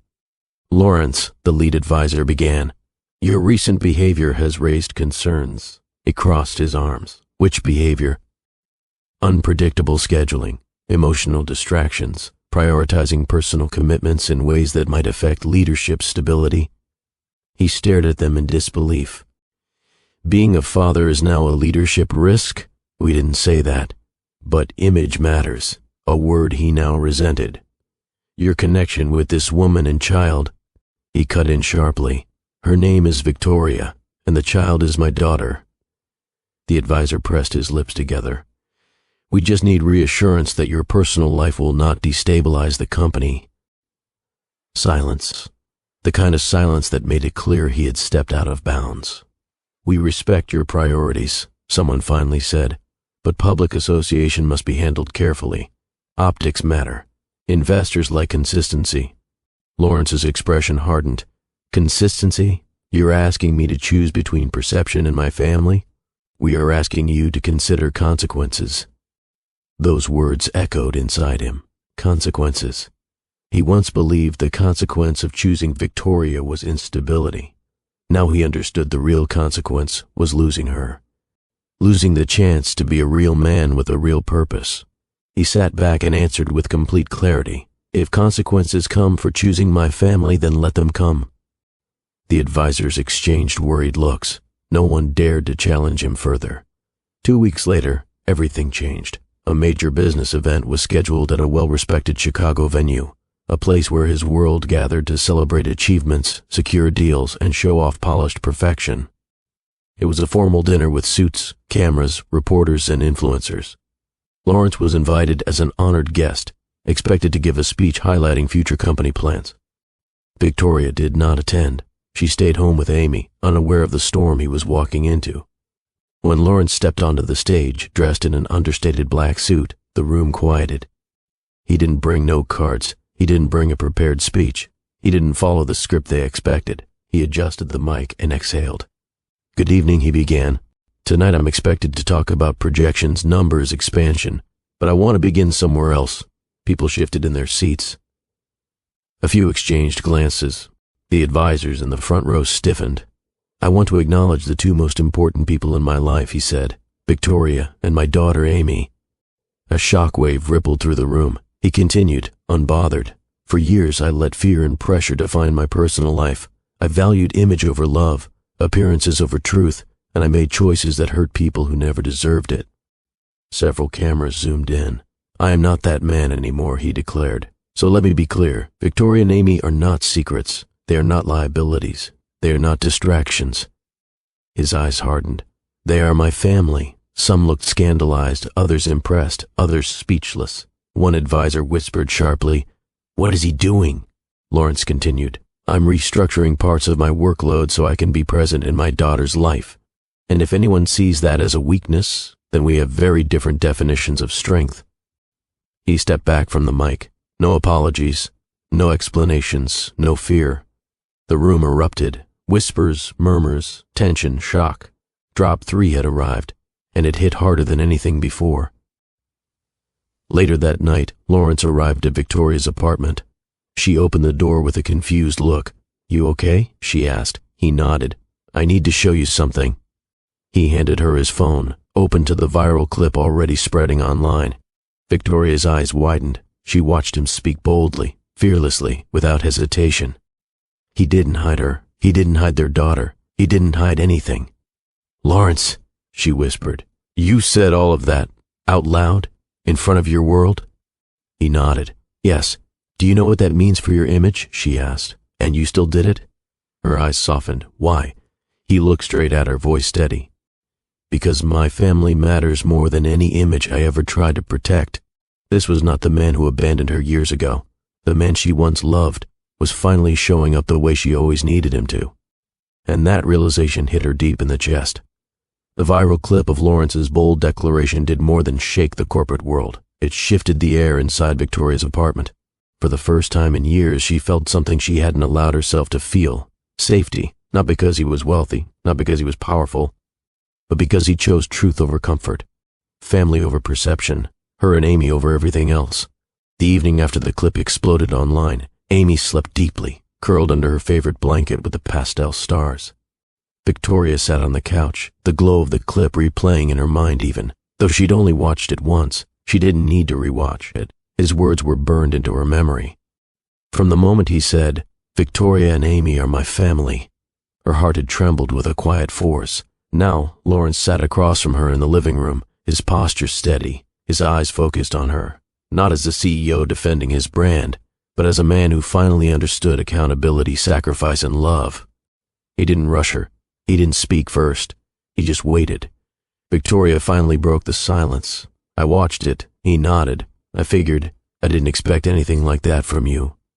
"I know," he said softly. "You destroyed your image tonight." "No," he corrected. "I destroyed a cage I built around my life."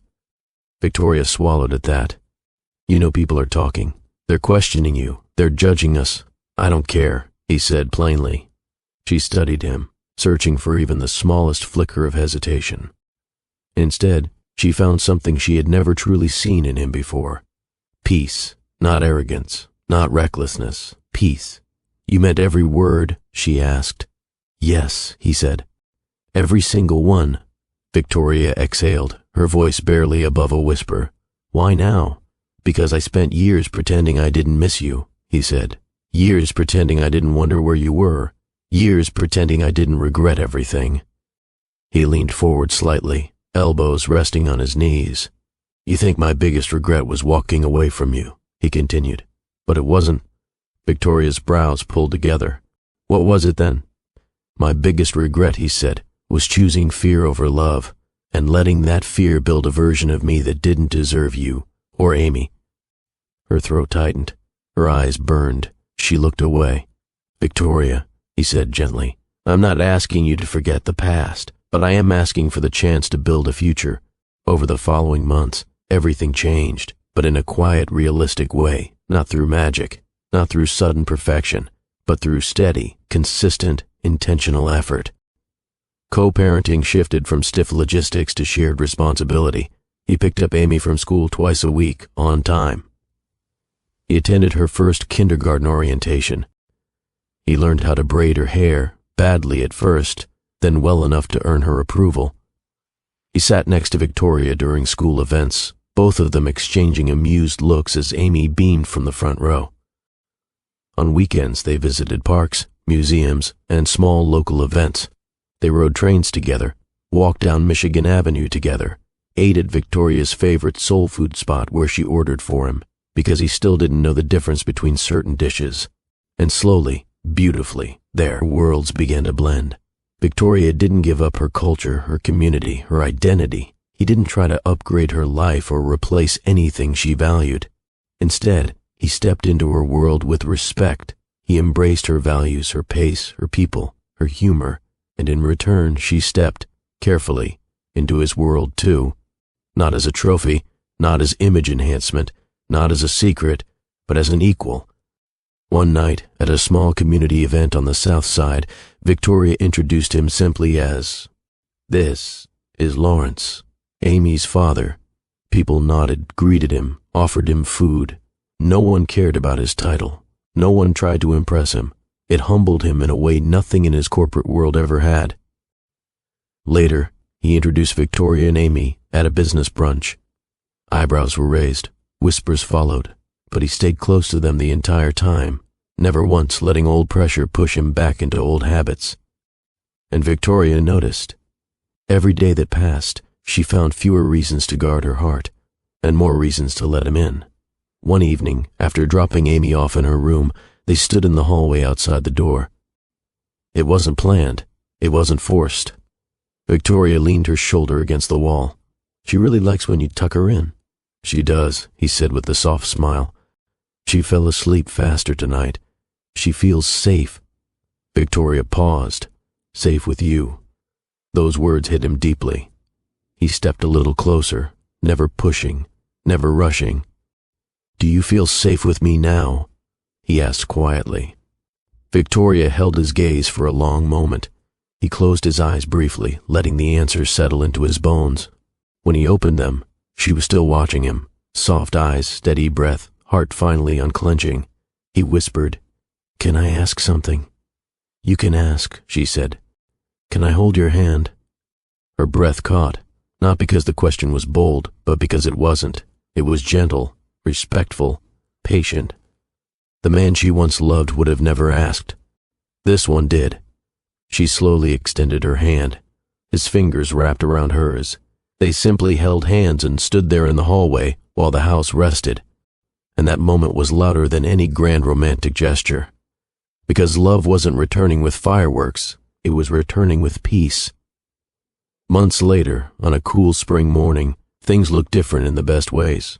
Their co-parenting had grown into partnership. Partnership had grown into friendship. Friendship had quietly blossomed into love again, healthy this time, not rushed. She built a life that wasn't tied to him, but welcomed him.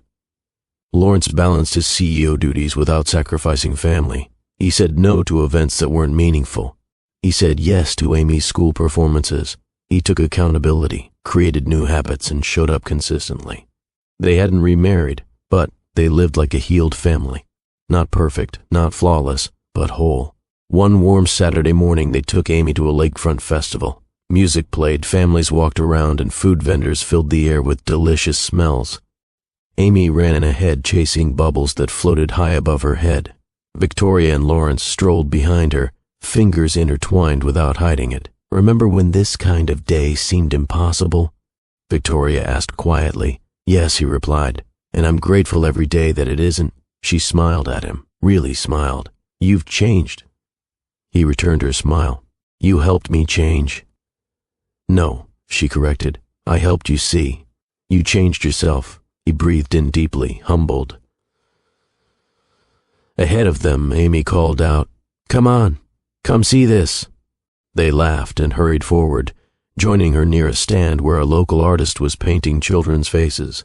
Amy chose a butterfly design in bold colors. While she sat still for the painting, Victoria leaned into Lawrence slightly. You know, she said, you're a good father. He swallowed. Thank you, and you're becoming a good partner too. He froze for a moment, not out of fear but out of awe.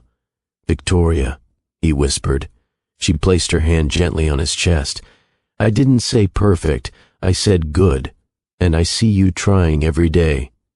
He covered her hand with his. I'm not stopping. I know, she said. That's why I'm here. He kissed her hand, slowly, respectfully. It wasn't rushed. It wasn't dramatized. It wasn't for show. It was the kiss of a man who learned how to love without fear. Victoria didn't pull away. She leaned in closer, lips brushing his cheek. A small gesture, yet heavy with meaning. A promise, unspoken but understood. We're building something real. Months later, during a community event celebrating local families, Lawrence was invited to speak, not as a CEO, but as a father. Victoria stood at the back with Amy, watching him walk to the microphone. He looked around the room, families from every walk of life, laughter, music, warmth. Then he spoke. I once lived a life where I measured success by what people could see, a title, a salary, a suit. But none of that meant anything when I realized I had abandoned the most important blessing I ever had. The woman who loved me, and the child who didn't even know me. Victoria's heart tightened. Amy leaned against her leg, listening. I thought regret would haunt me forever. But regret can become a bridge, if you let it, if you choose to change instead of staying stuck. He glanced at them with tenderness that no audience could miss.